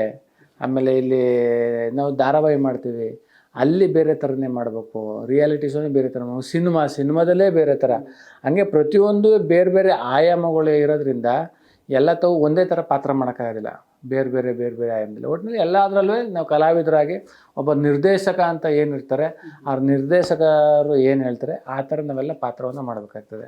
ಟಿ ವಿ ಸೀರಿಯಲ್ಗಳಾಗಿರ್ಬೋದು, ರಿಯಾಲಿಟಿ ಶೋಗಳಾಗಿರ್ಬೋದು, ಅವ್ರು ಡೈಲಾಗ್ ಕೊಡ್ತಾರೆ, ಬಟ್ ಜನರ ಮುಂದೆ 1000 ಜನ ಮುಂದೆ ಡೈಲಾಗು ಆ್ಯಕ್ಷನ್ ಕಟ್ಟೂ ಇಲ್ಲ, ರೀಟೇಕು ಇಲ್ಲ, ಏನಿಲ್ಲ, ಬಡ ಬಡ ಬಡ ಬಡ ಅಂತ ಹೇಳ್ಕೊಂಡು ಹೋಗ್ತಾ ಇರಬೇಕು. ಹೌದು, ಈಗ ನಮ್ಮ ಗಿಚ್ಚಿಗಲಿನಲ್ಲಿ ಒಂದೇ ಟೇಕು 30 ನಿಮಿಷ ಆಗೋದು, 35 ನಿಮಿಷ ಆಗೋದು, 40 ನಿಮಿಷ ಹಾಕೋದು. ಒಂದೇ ಟೇಕು, ಒಂದ್ಸಲ ಸ್ಟಾರ್ಟ್ ಆದರೆ ಕೊನೆ ಗಂಟೆ ಎಲ್ಲೂ ಕಟ್ಟಿಲ್ಲ ಏನಿಲ್ಲ, ಒಂದೇ ಟೇಕಲ್ಲಿ ಮಾಡಬೇಕು. ಬಟ್ ಸಾಮಾಜಿಕ ನಾಟಕದಲ್ಲಿ, ಬೀದಿ ನಾಟಕದಲ್ಲಿ ಸುಮ್ಮನೆ ಹೇಳ್ಕೊ ಹೋಗ್ತಾ ಇರಬೇಕು. ಬೇಕಂದ್ರೆ ಎಲ್ಲರ ತಪ್ಪಾದರೂ ಪುನಃ ತಗೋಬೋದು, ಕಂಟಿನ್ಯೂ ಮಾಡ್ಕೊಂಡು ಹೋಗ್ಬೋದು, ಏನು ಸಮಸ್ಯೆ ಇಲ್ಲ. ಬಟ್ ಇಲ್ಲಿ ಒಂದೇ ಟೇಕು. ಸೊ ಈಗ ಸಾಮಾಜಿಕ ನಾಟಕ ಗ್ರಾಮೀಣದಲ್ಲಿ, ಪೌರಾಣಿಕ ನಾಟಕಗಳಲ್ಲಿ ಜನರನ್ನು ಸೇರಿಸ್ಬೇಕು, ಕೂಗ್ ಜೋಡಿಸ್ಬೇಕು. ಟಿವಿಲಿ ಒಂಥವ್ರು ನಿಂತ್ಕೊಂಡ್ರೆ ಎಲ್ಲ ಜನರು ಟಿವಿಲಿ ನಿಂತ್ಕೊಂಡು ನೋಡೇ ನೋಡ್ತಾರೆ. ಹೌದು, ಆ ಆಡಿಯನ್ಸ್ಗೂ ಈ ಆಡಿಯನ್ಸ್ಗೂ ಚಂದ್ರಪ್ರಭು ಯಾವ ಥರ ಕನೆಕ್ಟ್ ಆಗ್ತಾರೆ? ಇಲ್ಲ ಸರ್, ಎಲ್ಲ ಒಟ್ಟಿನಲ್ಲಿ ಎಲ್ಲ ಒಂದೇ, ನಿಜವಾಗ್ಲೂ ಅದೇ ಬೇರೆ ಇದೇ ಬೇರೆ ಅಂತ ಹೇಳೋಕ್ಕಾಗೋದಿಲ್ಲ. ಎಲ್ಲದರಲ್ಲೂ ನಾವು ಮಾಡ್ತೀವಿ. ಈಗ ಸಿನಿಮಾ ಸೀರಿಯಲ್ ಆದರೆ ಡೈರೆಕ್ಟ್ರು ಈಗ ಒಂದು ಸಿನಿಮಾನ ತುಂಬ ಹೆಚ್ಚು ಕಡಿಮೆ 1 ವರ್ಷಗಟ್ಟಲೆ ಆಗ್ಬೋದು, 2 ವರ್ಷ ಆಗ್ಬೋದು. ಅದಕ್ಕೊಂದು ಜಾಗ, ಅದಕ್ಕೊಂದು ಏನೋ ಒಂದು ಸೆಟ್ಟು, ಬೇರೆ ಯಾವುದೋ ಒಂದು ನದಿ ಆಗ್ಬೋದು, ಒಂದು ಮನೆ ಆಗ್ಬೋದು, ಸೆಟ್ಟು ಅದು ಇದು ಎಲ್ಲ ಮಾಡಿ, ಅದು ಮಾಡಿ ಕಟ್ಟು ಎಡಿಟಿಂಗ್ ಅಂತ ಮಾಡಿ, ಅದಕ್ಕೊಂದು ಡಬ್ಬಿಂಗ್ ಮಾಡಿ, ಅದಕ್ಕೊಂದು ಕಲರ್ಫುಲ್ ಮಾಡಿ, ಅದಕ್ಕೊಂದು ಮ್ಯೂಸಿಕ್ ಮಾಡಿ, ಸಂಗೀತ ಮಾಡಿ ಜನಗಳಿಗೆ ತಲುಪಿಸೋದು ಒಂದು ತುಂಬ ದಿನಗಳು ತಡೆಯುತ್ತದೆ. ಅದಾದಮೇಲೆ ಜನ ನೋಡ್ಬಿಟ್ಟು ತುಂಬ ಇಷ್ಟಪಡ್ತಾರೆ. ಈ ನಾಟಕದಲ್ಲಿ ಆದರೆ ನಾವು ಅಲ್ಲೇ ಎಲ್ಲ ಥರದ ಪಾತ್ರ ಮಾಡ್ಕೋತೀವಿ. ಅಲ್ಲೇ ಮನೆ ಅಂದರೆ ಮನೆ ಸೆಟ್ ಇರುತ್ತೆ, ಇನ್ನೊಂದು ನದಿ ಅಂದರೆ ನದಿ ಥರನೇ ಏನೋ ಒಬ್ಬರು ಡಿಸೈನರ್ ನದಿ ಥರ ಮಾಡಿರ್ತಾರೆ. ಎಲ್ಲನೂ ಅಲ್ಲೇ ಸೇರಿ ಒಂದೇನೋ ಒಂದು ಅವಧಿ ಅಂತ ಕೊಟ್ಟಿರ್ತಾರೆ. ಈಗ ನಮ್ಮ 30 ನಿಮಿಷ ಅಂತ ಕೊಟ್ಟಿರ್ತಾರೆ. 30 ನಿಮಿಷದಲ್ಲಿ ಮನೆಯೂ ತೋರಿರ್ತೀವಿ, ಇನ್ನೊಂದು ಬೇರೆ ನದಿನೂ ತೋರಿಸ್ತೀವಿ, ದೇವಸ್ಥಾನ ತೋರಿಸ್ತೀವಿ, ಎಲ್ಲ ಥರನೂ ತೋರಿಸಿ ಅಲ್ಲೇ ನಾವು ಪಾತ್ರ ಮಾಡಿ ಇದೇ ನದಿ, ಇದೇ ಇಂತಿಂಥ ಸ್ಥಳ ಅಂತ ನಾವು ಜನಗಳಿಗೆ ಅರ್ಥ ಮಾಡಿ ಹೇಳಿಸ್ತೀವಿ. ರಿಯಾಲಿಟಿ ಶೋ ಅಭಿಮಾನಿಗಳು ಮತ್ತು ಈಗ ನಮ್ಮ ಚಂದ್ರಪ್ಪ ಭಟ್ ಬಿಗ್ ಬಾಸ್ ಹೋಗ್ಬಿಟ್ಟ ಕಣ, ಏನೋ ಮಾಡ್ಬೇಕಣ್ಣ, ಗೆಲ್ಲಿಸ್ಬಿಡ್ಬೇಕಣ್ಣ, ಓಟ್ ಹಾಕ್ಬೇಕಣ್ಣ, ಈ ಅಲ್ಲಿನ ಊರಿನ ಜನರಿಗೆ ನಿಮ್ಮ ಮೇಲೆ ಅಭಿಮಾನ ಇಟ್ಕೊಂಡು ಜನರಿಗೆ ಏನು ಹೇಳ್ತೀರಿ? ಏನಿಲ್ಲ ಸರ್, ಯಾಕೆಂದರೆ ನಾನು ಅವಾಗಿಂದನೂ ಜನಗಳು ತುಂಬ ಪ್ರೀತಿ ಅಭಿಮಾನ ತೋರಿಸ್ತಾ ಇದ್ದಾರೆ. ಬಿಗ್ ಬಾಸ್ಗೆ ಹೋದಾಗಲೂ ಅವರು ಓಟ್ ಹಾಕಿದ್ದಾರೆ. ತುಂಬ ಖುಷಿ ಆಗ್ತದೆ ನಿಜವಾಗ್ಲೂ. ಇಲ್ಲಿ ತನಕನೂ ಎಲ್ಲ ಕರ್ನಾಟಕದ ಜನತೆಗಳು ನನಗೆ ಪ್ರೀತಿ ಅಭಿಮಾನ ಚಪ್ಪಾಳೆ ನೀಡಿದ್ದಾರೆ. ಗೊತ್ತಿದ್ದೋ ಗೊತ್ತಿಲ್ಲದೆ ಏನೋ ತಪ್ಪಾಗಿರಲಿ ದಯಮಾಡಿ ಕ್ಷಮೆ ಇರಲಿ. ನಿಮ್ಮ ಪ್ರೀತಿ ಆಶೀರ್ವಾದ ನನ್ನ ಮೇಲಿರಲಿ ಅಂತ ನಾನು ನಿಮ್ಮ ಮುಖಾಂತರ ಕೇಳ್ಕೊತೀನಿ. ತುಂಬ ಹೃದಯದ ಧನ್ಯವಾದಗಳು, ನಮಸ್ಕಾರ. ಇಲ್ಲ ಸರ್, ಹೆಂಡ್ತಿಗೆ ಈಗ ಸರ್ವೇಸಾಮಾನ್ಯಗೆ ನಾವು ಏನೋ ಮಾಡ್ತಾಯಿದ್ವಿ ಅಂದರೆ ಹೆಂಡ್ತಿಯ ಒಂದು ಸಪೋರ್ಟ್ ಸಹಕಾರ ತುಂಬ ಅಗತ್ಯವಾಗಿರ್ತದೆ. ನನ್ನ ಹೆಂಡ್ತಿ ನಾನು ಏನೇ ಮಾಡಿದ್ರು ಈ ಫೀಲ್ಡಲ್ಲಿ ತುಂಬ ಸಪೋರ್ಟ್ ಮಾಡ್ತಾರೆ, ತುಂಬ ಚೆನ್ನಾಗಿದ್ದಾರೆ. నేనే ಆಯಿತು ಮಾಡಿ ಹೋಗಿದ್ದು ಬನ್ನಿ, ನನ್ನ ಬಗ್ಗೆ ಏನು ಚಿಂತೆ ಮಾಡಿಬಿಡಿ, ನಾನು ಇಲ್ಲಿಲ್ಲ ಅಂದರೂ ಅಲ್ಲಿ ನಮ್ಮ ಮನೆಗೆ ಹೋಗಿರ್ತೀನಿ, ನೀವು ಚೆನ್ನಾಗಿ ಆಡಿ, ನೀವು ಗೆಲ್ಲಿ ಅಂತ ತುಂಬ ಸಪೋರ್ಟ್ ಮಾಡ್ತಾರೆ ಸರ್. ತುಂಬ ನನ್ನ ಹೆಂಡತಿ ಬಗ್ಗೆನೂ ಒಂದು ಗೌರವ ಪ್ರೀತಿ ಐತೆ. ನಮ್ಮ ಪ್ರತಿಧ್ವನಿ ವೀಕ್ಷಕರಿಗೆ ನಿಮ್ಮ ಪರವಾಗಿ, ನಮ್ಮ ವೀಕ್ಷಕರು ನಮ್ಮಲ್ಲೂ ನಿಮ್ಮ ಬಿಗ್ ಬಾಸ್ ಕೆಲವು ರಿಯಾಲಿಟಿ ಶೋಗಳು ಕಾಮಿಡಿ ನೋಡೋಂಥ ವೀಕ್ಷಕರಿಗೆ ನಮ್ಮ ಚಾನಲ್ ಮುಖಾಂತರ ಏನು ಹೇಳ್ತೀರಾ? ಪ್ರತಿಧ್ವನಿ ಒಂದು ಚಾನಲ್ಲು ನಿಜವಾಗ್ಲೂ ಒಂದು ಎಲ್ಲ ಥರದ ಒಂದು ಕೆಲಸವನ್ನು ಮಾಡಿನಲ್ಲಿ ತುಂಬ ಯಶಸ್ವಿಯಾಗಿದೆ. ಒಂದು ಸ್ಪೋರ್ಟ್ಸ್ ಆಗ್ಬೋದು, ಒಂದು ರಾಜಕೀಯ ಆಗ್ಬೋದು, ಒಂದು ಯಾವುದೇ ಒಂದು ಮನೋರಂಜನೆ ಆಗ್ಬೋದು, ಕ್ರೀಡೆ ಇರ್ಬೋದು, ಎಲ್ಲ ಥರದ ವಿಚಾರಗಳನ್ನ ಜನಗಳಿಗೆ ಮನ ಮುಟ್ಟುವಂತೆ ನಿಜವಾಗ್ಲೂ ಒಂದು ಒಳ್ಳೆಯ ಕೆಲಸ ಮಾಡ್ತೈತೆ. ಇನ್ನೂ ಈಗೇನಿದೆ ಇನ್ನೂ ಉನ್ನತ ಮಟ್ಟದಲ್ಲಿ ಜನಗಳಿಗೆ ತಲುಪಲಿ, ಒಳ್ಳೆಯ ಹೆಸರು ಮಾಡಲಿ ಅಂಥ ಒಂದು ದಿನದಲ್ಲಿ ನಾವೆಲ್ಲ ಸಂಭ್ರಮ ಮಾಡೋಣ. ಆ ಥರದಲ್ಲಿ ಒಂದು ಇಂಟರ್ವ್ಯೂ ಮಾಡೋಣ. ನಿಜವಾಗ್ಲೂ ಎಲ್ಲ ನೋಡಬೇಕು ಈ ಚಾನಲ್ನ ಅಂತ ನಾನು ನಿಮ್ಮ ಮುಖಾಂತರ ಕೇಳ್ಕೊತೀನಿ. Thank you Chandraprabhu sir. Thank you sir, ತುಂಬ ಖುಷಿ ಆಯ್ತು ಸರ್. ನೋಡಿದ್ರಲ್ಲ ವೀಕ್ಷಕರೇ, ಒಬ್ಬ ತೆರೆ ಮುಂದಿನ ಕಲಾವಿದರ, ತೆರೆ ಹಿಂದಿನ ನೈಜ ಮುಖದ ಬಿಗ್ ಬಾಸ್ ಕಥೆಯ ಹಾಗೂ ಜೀವನದಲ್ಲಿ ಕಷ್ಟಪಟ್ಟು ಹೇಗೆಲ್ಲ ಈ ಪ್ರಶಸ್ತಿಗಳನ್ನ, ಈ ಸರಮಾಲೆಗಳನ್ನ ಪಡೆಯೋದಕ್ಕೆ ಏನೆಲ್ಲ ಚಂದ್ರಪ್ರಭು ಅವರು ಏನೆಲ್ಲ ಸಾಹಸ ಮಾಡಿದರು, ಏನೆಲ್ಲ ಕಷ್ಟಪಟ್ಟಿದ್ರು, ಹೇಗೆ ಅಭಿಮಾನಿಗಳನ್ನ ಹೇಗೆಲ್ಲ ಆವರಿಸ್ಕೊಂಡಿದ್ರು ಮನಸ್ಸಲ್ಲಿ ಅನ್ನೋದನ್ನು ಮುಂದಿನ ಸಲ ಮತ್ತೊಬ್ಬರ ಜೊತೆ ಸಿಗೋಣ. ನಮಸ್ಕಾರ. ಹೆಚ್ಚಿನ ವಿಡಿಯೋಗಳಿಗೆ ಪ್ರತಿಧ್ವನಿ ಯೂಟ್ಯೂಬ್ ಚಾನೆಲ್ ಸಬ್ಸ್ಕ್ರೈಬ್ ಮಾಡಿ, ಬೆಲ್ ಐಕಾನ್ ಕ್ಲಿಕ್ ಮಾಡಿ.